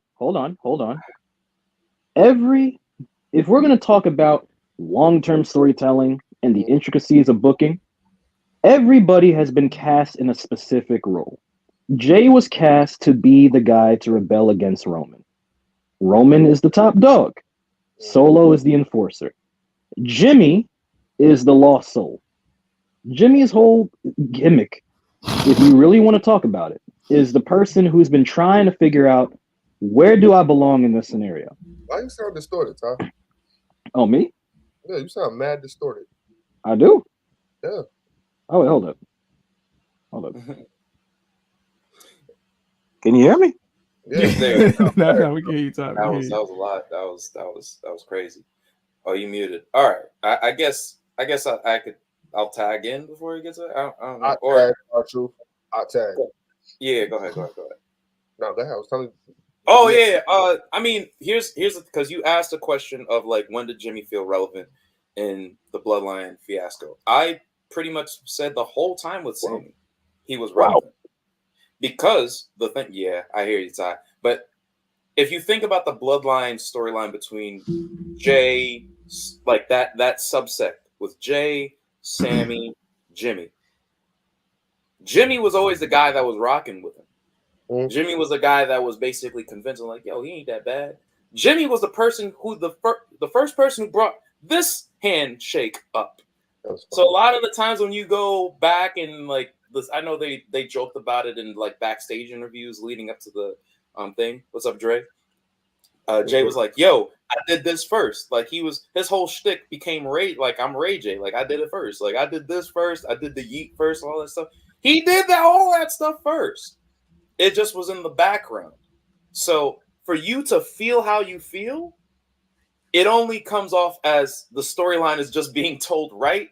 Jimmy's filling his role, and that's just kind of what it is. Now, prognosticating what Jimmy's supposed to be, I don't think it's fair because he's starring in his role. Like, if I tell you as a role player, if you're Steven Jackson on the San Antonio Spurs, and I know you're a bucket, but you're only giving me 8 points and you're winning a championship, I mean, I'm not going to tell you you're not a starter the next year. To be fair, he got hot in a couple of them games. I know, but he was a role player. Yeah. But with all the analogies that I'm spewing, is just like, if hold I on, see a person like Tony Parker, I just want to get that out the way. Okay. Now, I had to say fuck you, Tony Parker. I don't like Tony Parker. Oh, Tony Parker. Oh, fair. Yeah. He Steven Jackson don't fuck with him either. But yeah, no, like in all seriousness, like that's the perception, right? Like when you're starting in your role, you're just like, yo, you're a great this. Yo, Jalen Brunson, perfect. Another perfect example because Randy's wearing the Knicks cap. Yo, you're a perfect off the bench explosion for 30 points in the playoffs against Donovan and all that stuff. 25 mil. Yo, you overrated. You're not going to be the thing. You're not going to be this. You're not going to be that. You're not going to be what have you. That is basically what I'm saying. Like, he starred in his role. So you may not be wrong, but for you to insinuate that it's not in him is like. I'm not saying it might not be in him because I was in a tag team. But okay. I did solos. I did singles. And granted, I projected versus my tag partner who was just annoying. but It'd be like that. So, but it's just you could tell who's the is relevant a bad word? I don't want to make this say like it's a bad. Wait, can y'all hear me by the way? We got you, Tyler. Like Okay, cool. you can tell who's gonna project further than the other. Like with the Hardys, we knew Jeff was gonna project more than Matt. Wait, hold on, Matt. Wasn't it the other way around 10 years ago? What, that Matt Hardy projected more? Because Jeff was No. Jimmy was the one people thought could split between the Usos 10 years ago. I never thought that. No, it was. I thought they were gonna always be together, truth be told. Because you couldn't tell from the other. Not necessarily. Well, actually, that's kind of a lie. Because I could tell who was who. Jimmy had a fat. I could tell them apart, like probably like I want to say up to like 4 or 5 years ago. I could tell them apart. When they both had their hair and they both was wearing the little paint on their face and they was doing the, No, but that's the thing. Like, let's go to Uso Penitentiary, if you want to use that, right? Who is doing more of the talking? I don't remember. Jimmy. Who was doing more of the emoting? It was Jimmy. Literally, even if you go back to the what was it the little dance and everything, it was Jimmy that was doing more of that. More people knew, especially with them highlighting with Total Divas. People knew who Jimmy was, dude. Because of Total Divas, though, which Xavier would shed light to. It wasn't completely because of Total Divas. It was because I was shocked that they broke them up. Honestly, it was because Jay was the shyer of the two. Jimmy was the more emotive of the two. Oh my God, is that God? What was that? But I'm just saying, look, I get what you're saying. And the Jay, what? Just what was that? He looked around and then left. Oh no, Matt, come back, man. Take I feel like take your. All right, I was joking. Matt. Come on, Sponge. Keep the ball rolling. Final boss, what's up, man? Sponge. I mean, listen, man. Obviously, we're starting to wind down. For today's episode, there's been a lot of kinks working out StreamYard, but so far it's been pretty good. The dialogue today has been pretty good. Matt coming in the fourth quarter. Wait, what happened, dog? My youngest daughter bench press. Shoulder. Yeah. She's been watching Jade videos. Yeah. So Jade out here, impacting the. Well, my oldest likes Bianca, so she's like all that or whatever, and and my youngest, because she's built poor tough, she picked her up and threw her to the ground. That's around like what the fuck is that? Oh, is everyone okay? Yeah.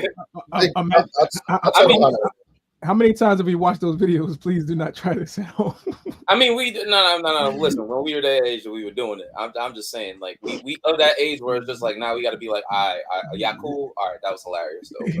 No, I didn't believe her, and she actually picked her up and I said, "Who taught you that? I never taught her." So you look like my photo.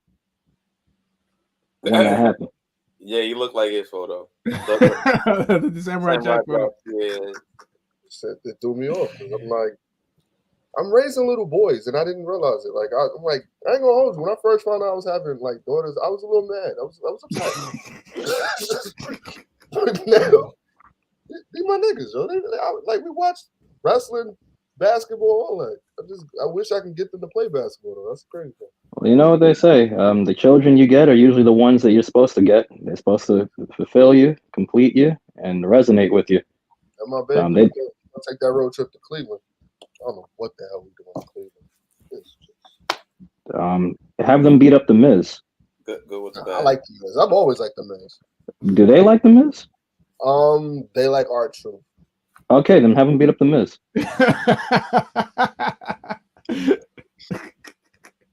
my youngest, my oldest daughter, she's the biggest Alexa Bliss fan. It's not even funny. Oh my! Wait, which version? Are we talking about like demented spitting up blood? Yeah. Oh. Yeah, she's been dark for a while. I don't know. You want to fix that? No, that's cool. You want- Because their ringtone is the Firefly Funhouse. Oh, what? That's their ringtone for when they call me. Oh, they ringed. And that Chucky movie coming out pretty soon. Oh god. They're gonna be them. They're gonna be them girls that just watch none but horror films and the murder mysteries. No, we can work this. Wait, have you shown them Halloween Town yet? Of course. Ooh, I mean, Halloween Town. I showed them all the Chucky. Well, not all the Chucky movies. Scary Godmother. It's still coming out now. They like Hocus Pocus though. I don't know why they like Hocus Hocus Pocus. Pocus. Yeah. That's a good one. Yeah. Not They bad. just don't watch the new cartoons. They watch all the old ones. What's their favorite holiday? As you should My raise favorite them. holiday is my oldest, hers is Halloween. My youngest, hers is Christmas. Okay. There's a movie for both of those. Yeah, but both equally they like St. Patrick's Day. What? They threw me up to. Um, I don't celebrate this. I don't know. I don't got anything for that. I'm not gonna lie. I got nothing for that either, man. I I got nothing for that. Is it like, do they like green or is it No, they like the Lucky Charms. the cereal? Really? That's what really? They call. Look, my kids are weird. I've come to that. No, it's fine. It's just that I'm like, okay, yeah. They couldn't like they They're couldn't the like only Valentine's Day girls or I some know shit. that act like boys but want to wear dresses all the time. It's crazy. Are you raising tomboys?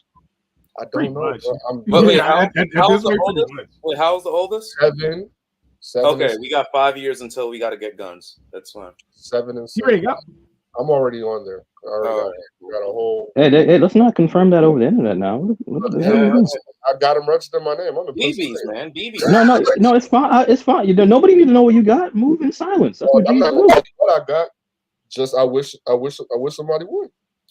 Oh my god. Okay, so match of the week. Fuck around and find out.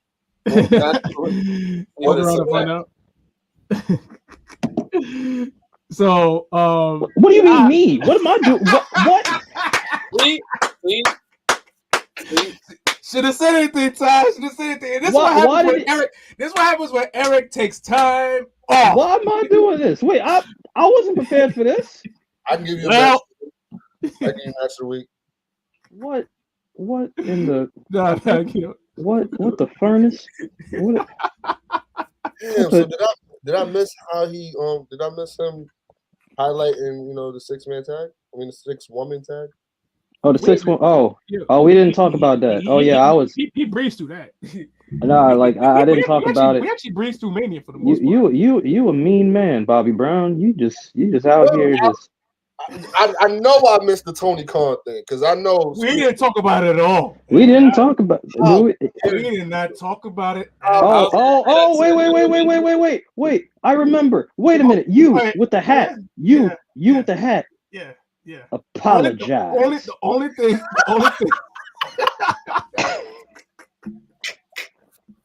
Wait a minute, ladies and gentlemen. I've been waiting a good while for this. Yeah, keep that boy on the screen right there. Let me tell you something right now. So a couple of months ago, actually take him off the screen. We need to see your face. We need to see your face. So a couple of months ago, the opinion on CM Punk was completely one-sided. And I watched the entire Black IWC throw this man through the mud, barbed wire, and everything else left in the ashes of ECW. And take AJ with him. Yes. And it was horrendous to watch, not because you wanted to take a side, but it's because most of these people preach accountability and hearing both sides of the story. And everybody said F Punk after hearing only one side of the story in the sense of it was everyone against Punk. Yep. One of those individuals is not here. I will get him next week. But one of them is here. And I can't make the whole place apologize, but I can make you do it. Right. Because you of all people. Ty, he's gonna be fearful of his life. Gotta stop. No. He will be fearful. because I know where he lives, and he knows I could teleport, and I'll figure out a way to get there. He was over here talking about you did all the old black woman idioms, the and the or the whole time it was happening. You were co-signing it and everything in between, and I saw the footage and the interview when it happened, and I called this man at 10 o'clock on Wednesday night, and I said, you need to apologize. On the dot. And you need to apologize. And you know what? To Philip Jack Brooks, I apologize for slandering your name. Hold on, before you say anything, Jay. And no. You need to hear this. In this apology, there'll be no diverting attention to Tony Khan. This is on you. No. I'm not diverting anything. I know your ass, dude. I know your ass. Could you let me speak first? God damn it! And apologize. Now you want to speak. First and foremost, come on, brother Randall. See, now he's frozen. He was gonna do it. I wasn't gonna do. See, yeah, because you first my train of thought, bro. Because like, I was ready to roll until you stopped me up. It's like, yo, before anything, don't deviate. So I'm not gonna deviate. So, without further ado, I apologize to CM Punk. I'm walking back shit that I've said months ago because of what happened at All Out, whatever pay-per-view, because you can't tell the difference between the two anymore. So all out on Wednesday. I mean, listen, he was all out the company by that time. All right. So listen, when I made those comments at the time, there was a lot of personal vitriol behind it from my end when I said it. Girl. Some bias because of what was going on, because of his character at the time. Now, months removed, I'm clearer headed, and I may have said some things that were a little bit too far along the mean in terms of what happened to it with Phil. Because everything aligned. All right, I did. After the Ariel Helwani interview, everything seemed to line up. As much as I didn't want to see the video, it tracked in terms of everything that was said, which clearly basically said the fact that he wasn't the sole party being the reason why that thing went down. So even though two wrongs don't make it right, he was not the worst part of the situation. I apologize on that front, and I take accountability for what I said. Now moving on. I got a question for Gene. Ask your question. It better not be about his shoulders, bro. No. You don't care about all that, man. Come on, man. If you were in this said backstage area, Ty, you can answer this question. I already know Stu's answer. If y'all were in said backstage area, and you were under the influence of baby powder. What is it called? Baby powder. Johnson & Johnson. And you were just trying to control the show, and said fight breaks out in front of you. And I quit. I don't want to talk to be in your goddamn company no more. This is a joke. And then I throw your screen. I bump the screen a little bit because my hips are a little bit wet. It's a little bit big. And I walk away. Well, I storm away because, I'm angry. And I just beat up a toddler. Right? And you go around and you tell people I was fearful for my life. Video comes out because you put it out. Right? Mm-hmm. Do you walk that comment back?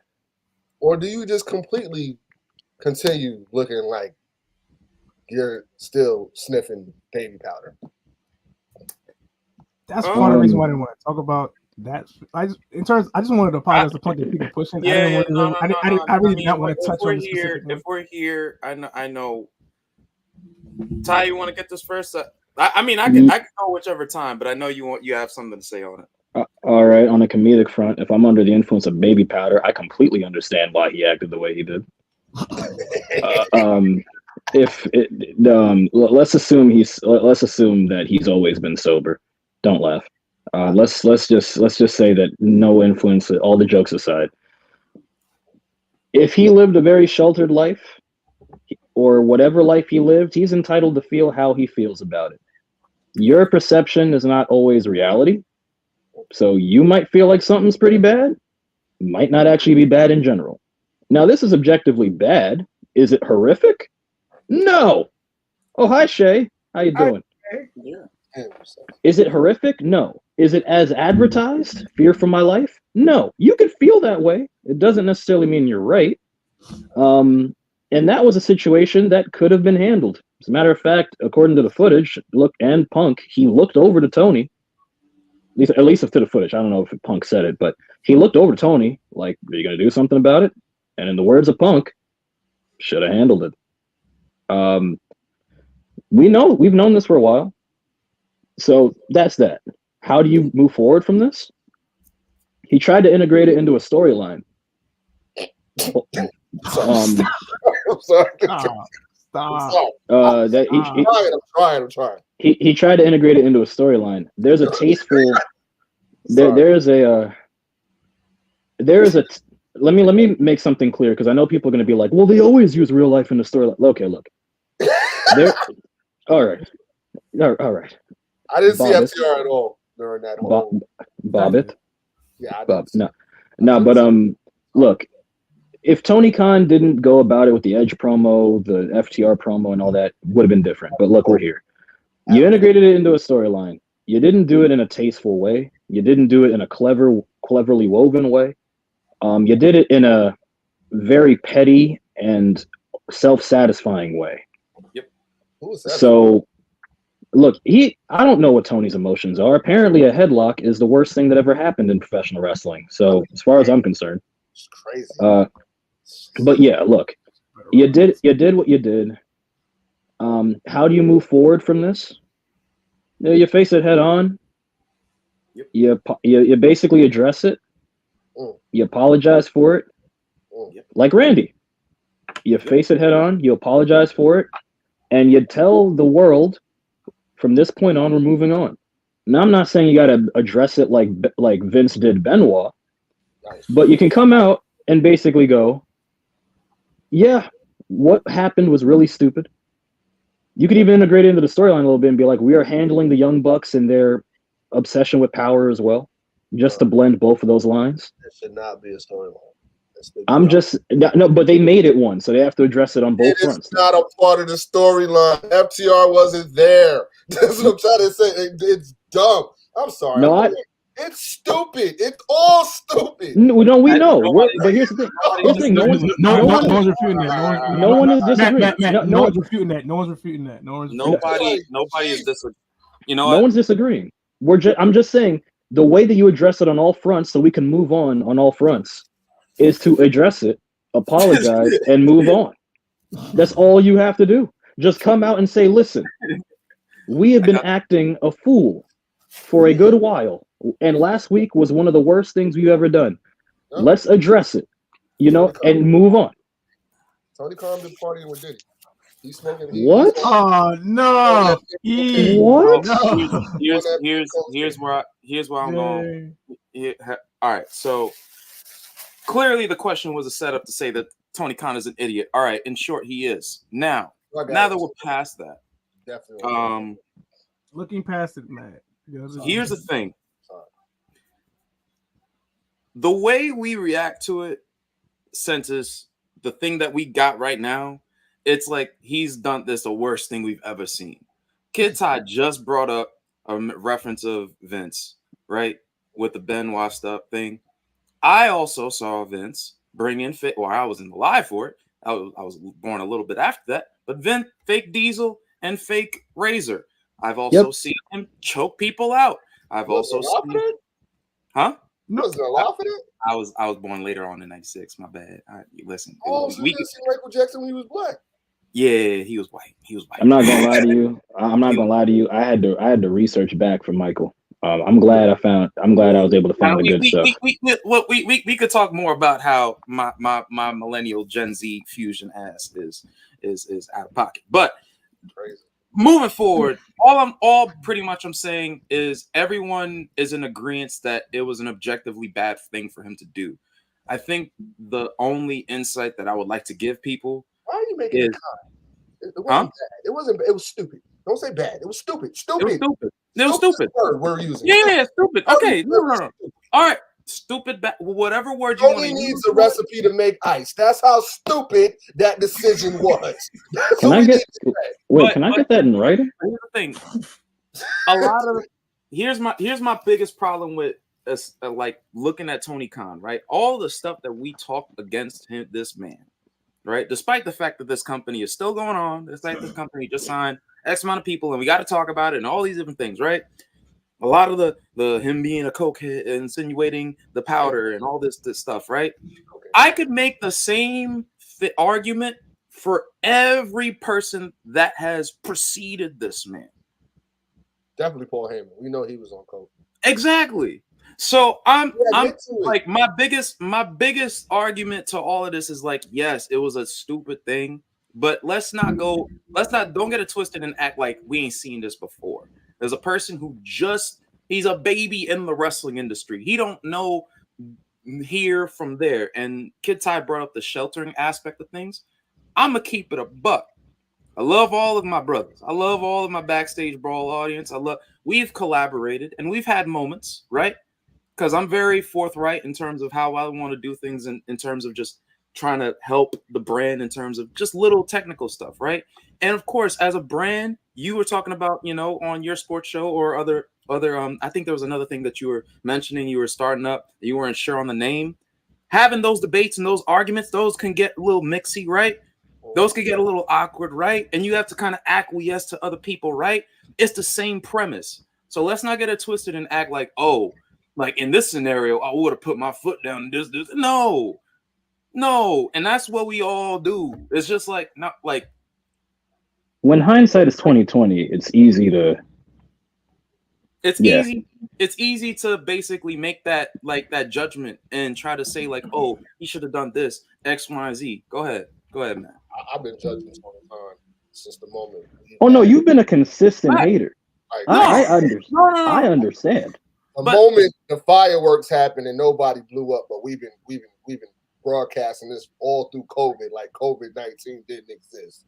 But we gonna have blood Chinese blow up matches when it's only sprinklers. You remember the blow up match? Kenny Omega. You mean the exploding barbed wire? I started judging him like, excuse my language. For what? Why? You're not look, Matt. That actually feeds into Jay's point. Yes, he's made a lot of stupid rookie mistakes. The only reason why this company is taken as seriously as it is because of the money being backed into it. I get it. Here's the thing.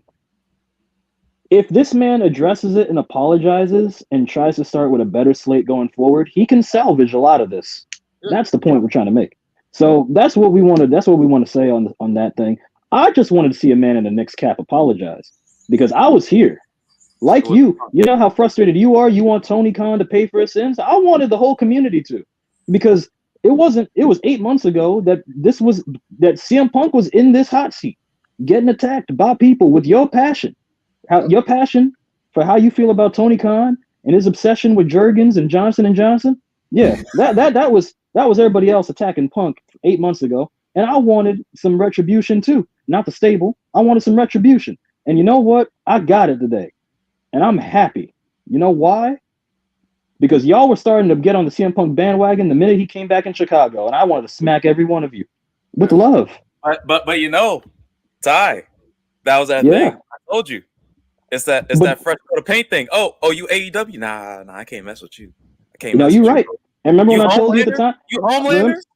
You Homelander? No. Not you, Matt. Not you, Matt. Don't not it. I don't want The Rock wrestling, and I damn sure don't want to see a Punk wrestling. I'm over all the old wrestlers wrestling. No. But hear us out, Matt. Hear us out. I'm saying the point of basically people who were known in WWE or WWF, and they go to AEW, and we're just like, dang, yo, they ain't even booking them right. Yo, they don't talk on a mic no more. They don't do this. Hey, yo, Jack, pause, bro. Then they, Jack, pause. right? That's a little too much, man. But the biggest, I think you mentioned about what Shave typed, but yeah, I'm trying to figure out what. Yo, Wait, hold on. Do I gotta be a moderator or something? Are they bothering Shay in the chat again? No. They're not bothering Shay in the chat. That was me the last time. That was me.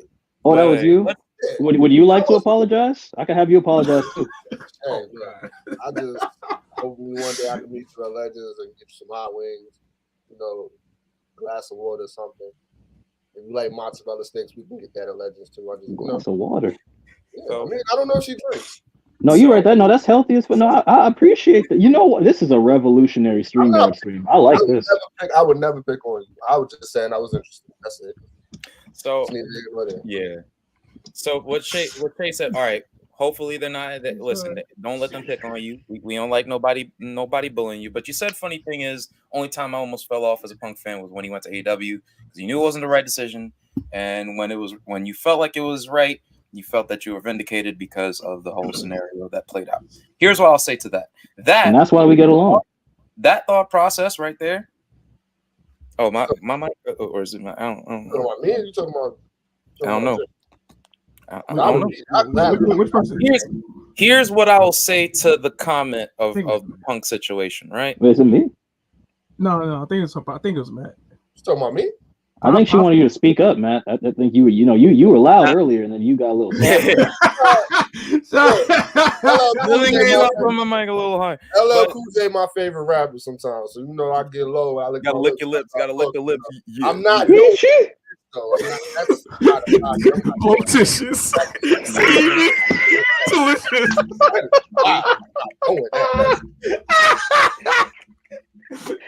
JJ, go, please. We bring on the point. Pretty much the whole thing of seeing people who were in WWE go to AEW, like it's. I don't want to say it's bad, but it's a misguided. I feel like it's a misguided way of being a wrestling fan in this day and age because there's so much different places that have a litany of wrestlers that we want to see pushed, and it's very hard to push everybody, right? Yep. Not just Punk, not just Cody, but even the on the margins people, the Keith Lees of the world, where everyone saw Keith Lee and with behind Punk, right? And everyone's like, ooh, rah.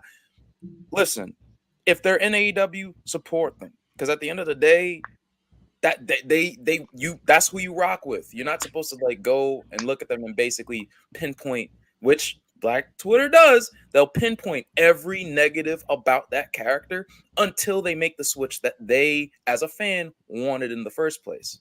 Hence why the Cody Rhodes thing was just like a revelation. The Punk thing, immediate revelation.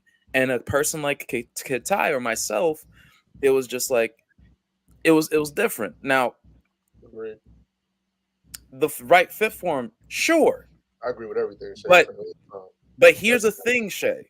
You're not allowed to disagree, Matt. It always is it's a fine line between thinking it's not the right fit for a person and pinpointing that person's flaws, the system's flaws, and pairing those together and saying this ain't gonna work. Because at the end of the day, it was that person's decision to make the move for themselves in the first place. So what she's saying is as far as that audience, because that audience they want what they want. Like Sasha, Mercedes, Mernes, whatever you want to call it this week. But she doesn't even fit that audience. But matter of fact, she kind of does because she can't talk. Actually. How about this? I'll put it like this. If you're talking about them being a fan of a person, this is where I stand with this. You could not like the company that they're in. You cannot like the company that you cannot like the way they're being used. But don't take it out on the individual, I think is more what Jay is saying. Yeah. Because I know exactly what he's saying, but I'm just clarifying for everybody else because I know what Shay is saying, and I know what Jay. They coincide. Like, if you don't like Punk and AEW, that's fine, but that doesn't mean you have to take it out necessarily on Punk. Not saying that you did, Shay, but a lot of people did. That was the thing. A lot of people took it out on the. It's sort of like when people didn't like Cena, when in reality they didn't like Cena's booking.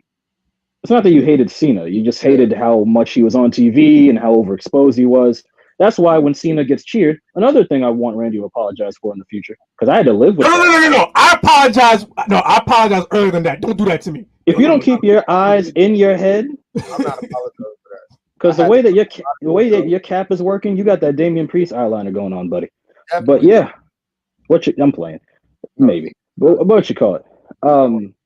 But yeah, that's all it really is. You know, Shay, you're one of the sensible people.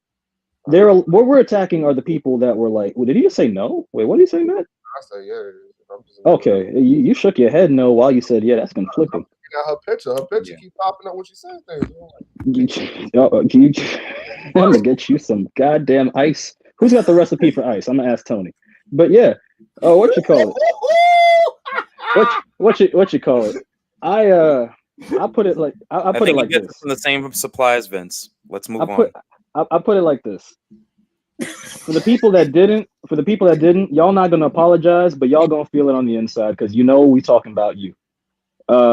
But I'm glad I could get Rand to apologize. Matt, I'm glad you got your piece. Oh man. And we definitely need more people to, because I don't want. Here's the thing: if you don't preach accountability and you act a fool, that's fine. At least you're consistent. Don't be virtuous, and then when the gun's pointed at you, put your hands up and act scared. You earned the bullet. That's all I'm saying.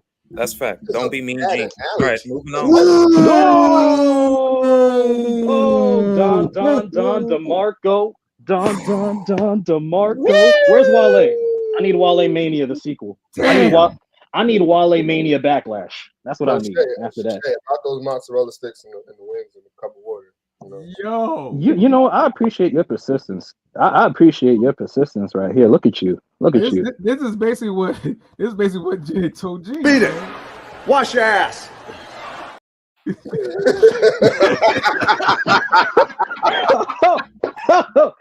Hey.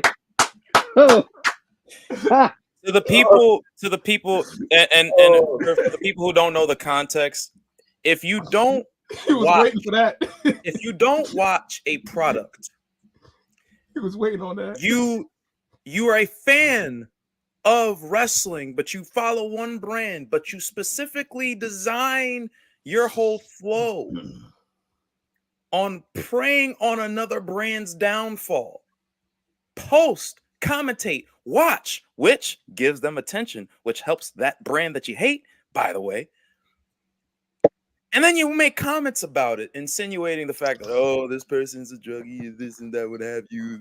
WWE would never. My friend, you're playing yourself. Yeah. I felt like he needed a tie to do this dialogue. I like it though.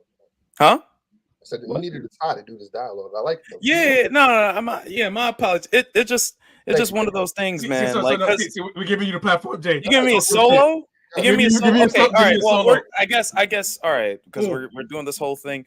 I'll try to make this quick because okay, so backstory. I'm at work and I'm watching AEW, I'm watching the game simultaneously. One for work, the other for pleasure. That's AEW, right?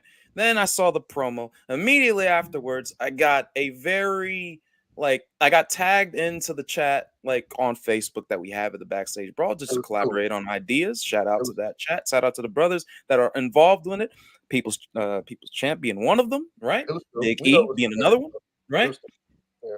This fellow, an alumnus of the Backstage Brawl, a guest star, a recurring character, if you will, Mean Gene. He is a well-known character that is pretty much your bare bones mark. He's what you like to call a mark. And what I mean by that is, remember when Kid Ty was talking about hating John Cena when he was basically, on top of the thing? He was that guy who was like, F John Cena. Remember when Roman Reigns was big dog? He was like, he can't wrestle. And now all of a sudden they can. Oh, I got you. He's an ass. And they're good. I got you. Yeah, go ahead. And then you have people who work under Vince, don't have the best time, go away, find a business, say like a Cody Rhodes, hate on Cody Rhodes, he comes back, oh yeah, it's Cody Rhodes. And then now you see a guy like Tony Khan. And I think that's pretty much the biggest reason why I guess I wouldn't necessarily say I'm a fan of Tony Khan. I'm an advocate of Tony Khan. You know why? Because I'm a human being and I make mistakes. And I know that sometimes, just like other people, it's very hard to cut a promo on a guy that you care for. Imagine that the People's Champ was the boss of Dwayne "The Rock" Johnson, and he had to tell him, "You're fired." I know my brother. He wouldn't do it. He wouldn't do it. He wouldn't do it. If Shelton Benjamin was caught speeding, doing something crazy, I would be crying. I'll be shivering in my boots trying to fire that man because I love him, boy. I love him, right? That's my dog. That's one of my favorite wrestlers, right? If Bret Hart in his prime was caught with Sonny doing God knows what, and Ty was like, I got firing him. I mean, well, Ty would fire him, but the point is that a lot of people. Nah, y'all wild. See, this ISO is a little crazy too because my hair is a little. The point is that it's gonna take a lot out of a person who has been a fan and gets into the scenario and to insinuate that not you, Matt, not People's Champ, not Kid Ty, but in general, us as fans could put off the hat of a fan and put on the hat of a manager and all of a sudden get it. It's very hard.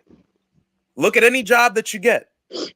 We made this whole thing. I remember we had a podcast before we even got into Facebook Lives and all these different types of things. And we said we started grading Tony Khan 1 year after AEW's founding, 2 years after AEW's founding. And I kept saying, let's not grade him compared to his peers. Grade him according to his peers at the years that they officially got the job title. Grade him. Let's say Eric Bischoff got full control in 93. Grade him as 95 Eric Bischoff. Grade him as 1980s Vince when he was coked up and taking steroids and doing muscle ups and covering Jimmy Snuka's death. Did he do anything? Did he do anything compared to all of that? I think not. But a lot of times you get a guy like, I don't know, a Mean Gene who would look and say, look at this guy, look at this goof, look at snort cocaine. Guess what? Your best, your favorite, the person that you cared for the most did it too. So don't even sit there and try to pick and prod at a content that you don't really care for, by the way. You don't even watch. You don't even watch the damn product. Yet you pick and choose when something bad happens. And then you say, hey, well, this your man's, this your man's, this your man's. You ruin professional wrestling for people like me. You ruin it. You ruin it. You make me want to look at the TV and throw a freaking batarang from Queens all the way to Brooklyn, not to me, not to Matt, but straight to the whichever 8th floor building you're sitting on top of and top off the damn head. And I love this man. I love this boy, Mean Gene. He's cool people. But my God, stop being a mark. If you want to be an analyst, be an analyst. If you want to be a mark, be a mark. And post fucking titties on Instagram and Backstage Brawls accounts and flood that up and say that's views. Do that. You want to make that a big thing? Fine. You want to be known as that? Fine. I know, Matt, it's a good thing to watch. I know it's a good thing to view, but there's a cap to that. Matt, don't agree with that. You know who's watching. You on the roll. Yeah. Shay. Being ignorant. Not me, Shay. Being ignorant in a space where you want to give commentary, because again, this is what we're doing. It's commentary. A lot of people are doing what we're doing. They're talking about what's going on after WrestleMania, forecasting all this stuff about WrestleMania. We try to give nuance. Don't try to pick and prod and give off these ignorant points over here, because Matt's bringing up top-notch points. People's Champ bringing up top-notch points. Kid Ty bringing up top-notch points. And you hear talk about shout out. So that's my piece on that. My God. Again, I got love for everybody, but people like that make me want to quit watching professional wrestling for good, let alone commentating on it. So if that's going to be the thing, let's just let it be the thing. Tony Khan, get it together. AEW is still a fantastic thing to watch. I know they won't even cover it because Bryan Danielson is supposed to. I'd imagine he's supposed to have a very big match pretty soon that everyone's going to be hype about. So if you're going to talk about Tony Khan right now, Talk about him in weeks from now when that match goes off, and people are gonna be like, "Oh, it's a 5-star match." Brian better not lose. Is all I gotta say. You know I will. Chances You are know, I'd like to think about the positives. I can almost guarantee that show's not coming on till midnight. We ain't. It won't that be might done be true. until 5 in the morning. Dynasty? And yeah, ain't nobody gonna be up but Jesus and the Mexicans. This That- is Oh, Jesus. Hey. I'm sick of it. What? It's crazy. That might be true, but I remember. Right, but it's crazy. I remember what was it, a month or so ago? Weren't we in Australia? I made a video about that shit. I made a video about that shit. Hey You man, did- no, that you did. not. But I'm just saying again. This is what wrestling organizations do. There's a lot of trial and error, but we got to roll with the motherfucking punches to appreciate the good things. Sometimes I really do. I know, and I appreciate you for being a through and through hater. But it's basically applying. If you wanted to apply logic, it's there. That's all I'm saying. If you wanted to apply a logic and nuance to the point of Tony Khan, because again, there's a dude who is a fan who come from a privileged background who maybe doesn't know what a true brawl looks like. Yeah, but you know what pink cocaine is? Maybe he knows how to do that too. What? Stu, what I do? But at the end of the day, man, it's not like other people ain't do the same thing. All right. Pink cocaine? Remember the rumors? What was it? Dixie Carter and Hogan and all that type of stuff. He was getting high. Exactly. Yeah. That's So, a whole- let's not get it twisted. She was- This ain't she- the she worst was- thing that we've for seen. streets. Let's not do it. Let's Well, not do it. You know, can I say something about your promo right now? Go ahead. I love your promo, man. I think it was impeccable right there. You know, I think. What are you doing? Listen, man. I think there's a lot of things there that I appreciate. First of all, you talking about a backstage brawl in AEW on the backstage brawl. I think that's great promotion right there. I think that right there, that is not coincidence. That is God. That is God right there. Just, I think that right there shows that we doing our job. We over here predicted brawl out and brawl in just by joining the game. We are revolutionaries. We are visionaries. We are Seth Rollins. Number two, sometimes when you be making those mocking voices, when you be making fun of people, you sound like 50 Cent. And I think that's great. I think that's phenomenal. For a minute there, you sounded like Lil Wayne, and I said we had a good childhood. I think that's great. Oh my God! I think that's fantastic. Number three. Let us not direct our attention away from the fact that I got this man to apologize in a Knicks.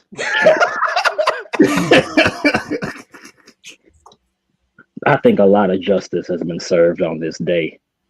Word to Edge. Jesus Christ. Why? Why did we start like this? I didn't know that was gonna happen. I didn't. Yeah, I was like, I thought you did your hair. I was like, when? You're right. You know what messed me up? I'm me, and I thought that was me right now.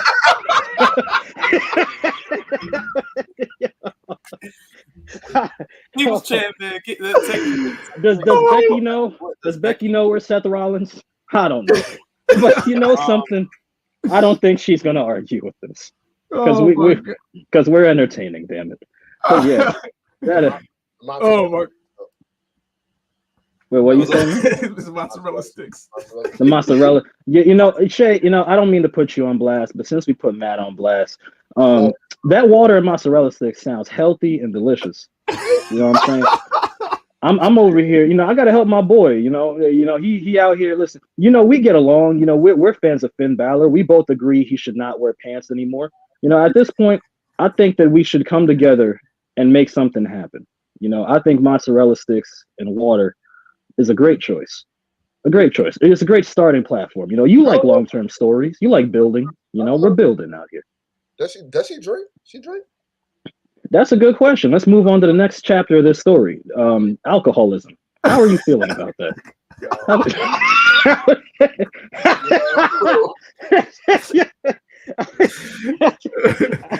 No. Straight up gangster tripping. Yes, boy. You know I think at this point he's just tossing them out. I don't know the context. Yeah, I didn't. He just was like, I need to get this one in. I need to get this one in before the podcast. Again, this is all about working out the kinks. This is basically what it is today. He purposely did something on purpose, not accidentally on purpose, and said, "I'm working out the kinks." You're damn right. I ain't working out the kinks. Listen, the word of the day of this podcast is accountability. I'm holding myself accountable for it. So hey, hey listen. man, you don't hold yourself accountable for saying work out the whatever, man.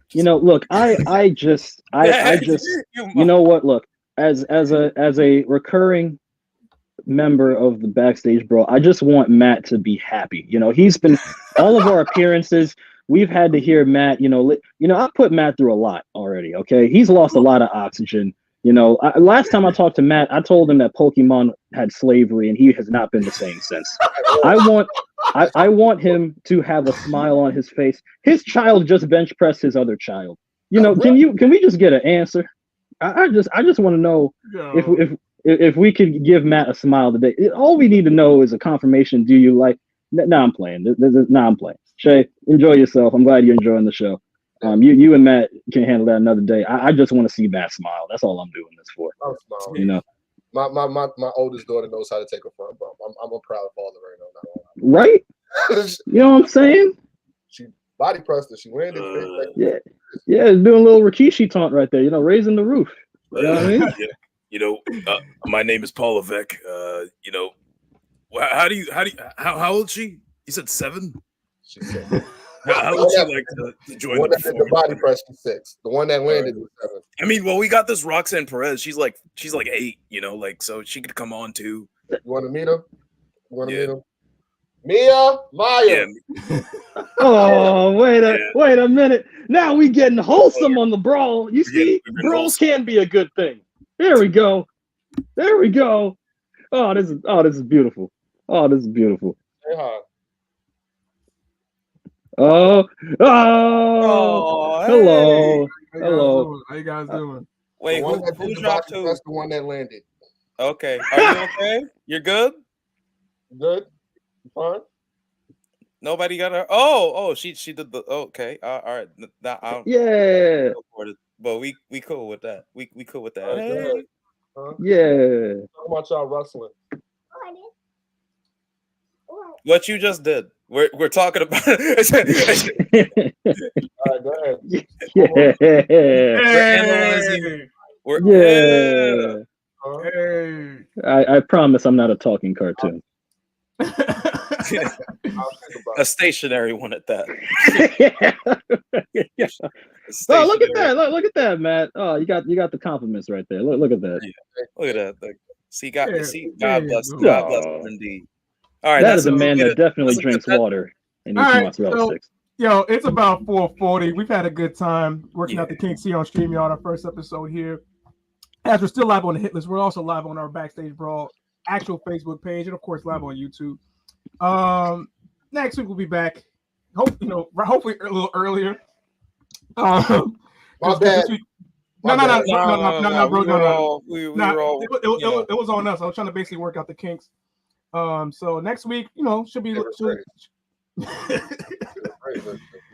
next week, basically everything should be basically worked out in terms of how, we're gonna be on here. So now that I know the formula a little bit here on the sports hit list and doing this podcast, it should be a little fun going forward. So to those who was watching the last 2 hours, we had a lot of people come in, of course, the comments, to Shay, to Vaughn, to Devin. Thank you guys for watching. We'll be back next week with a brand new episode. StreamYard era of the brawl. It's our yard now. Yeah. You feel me? Yeah.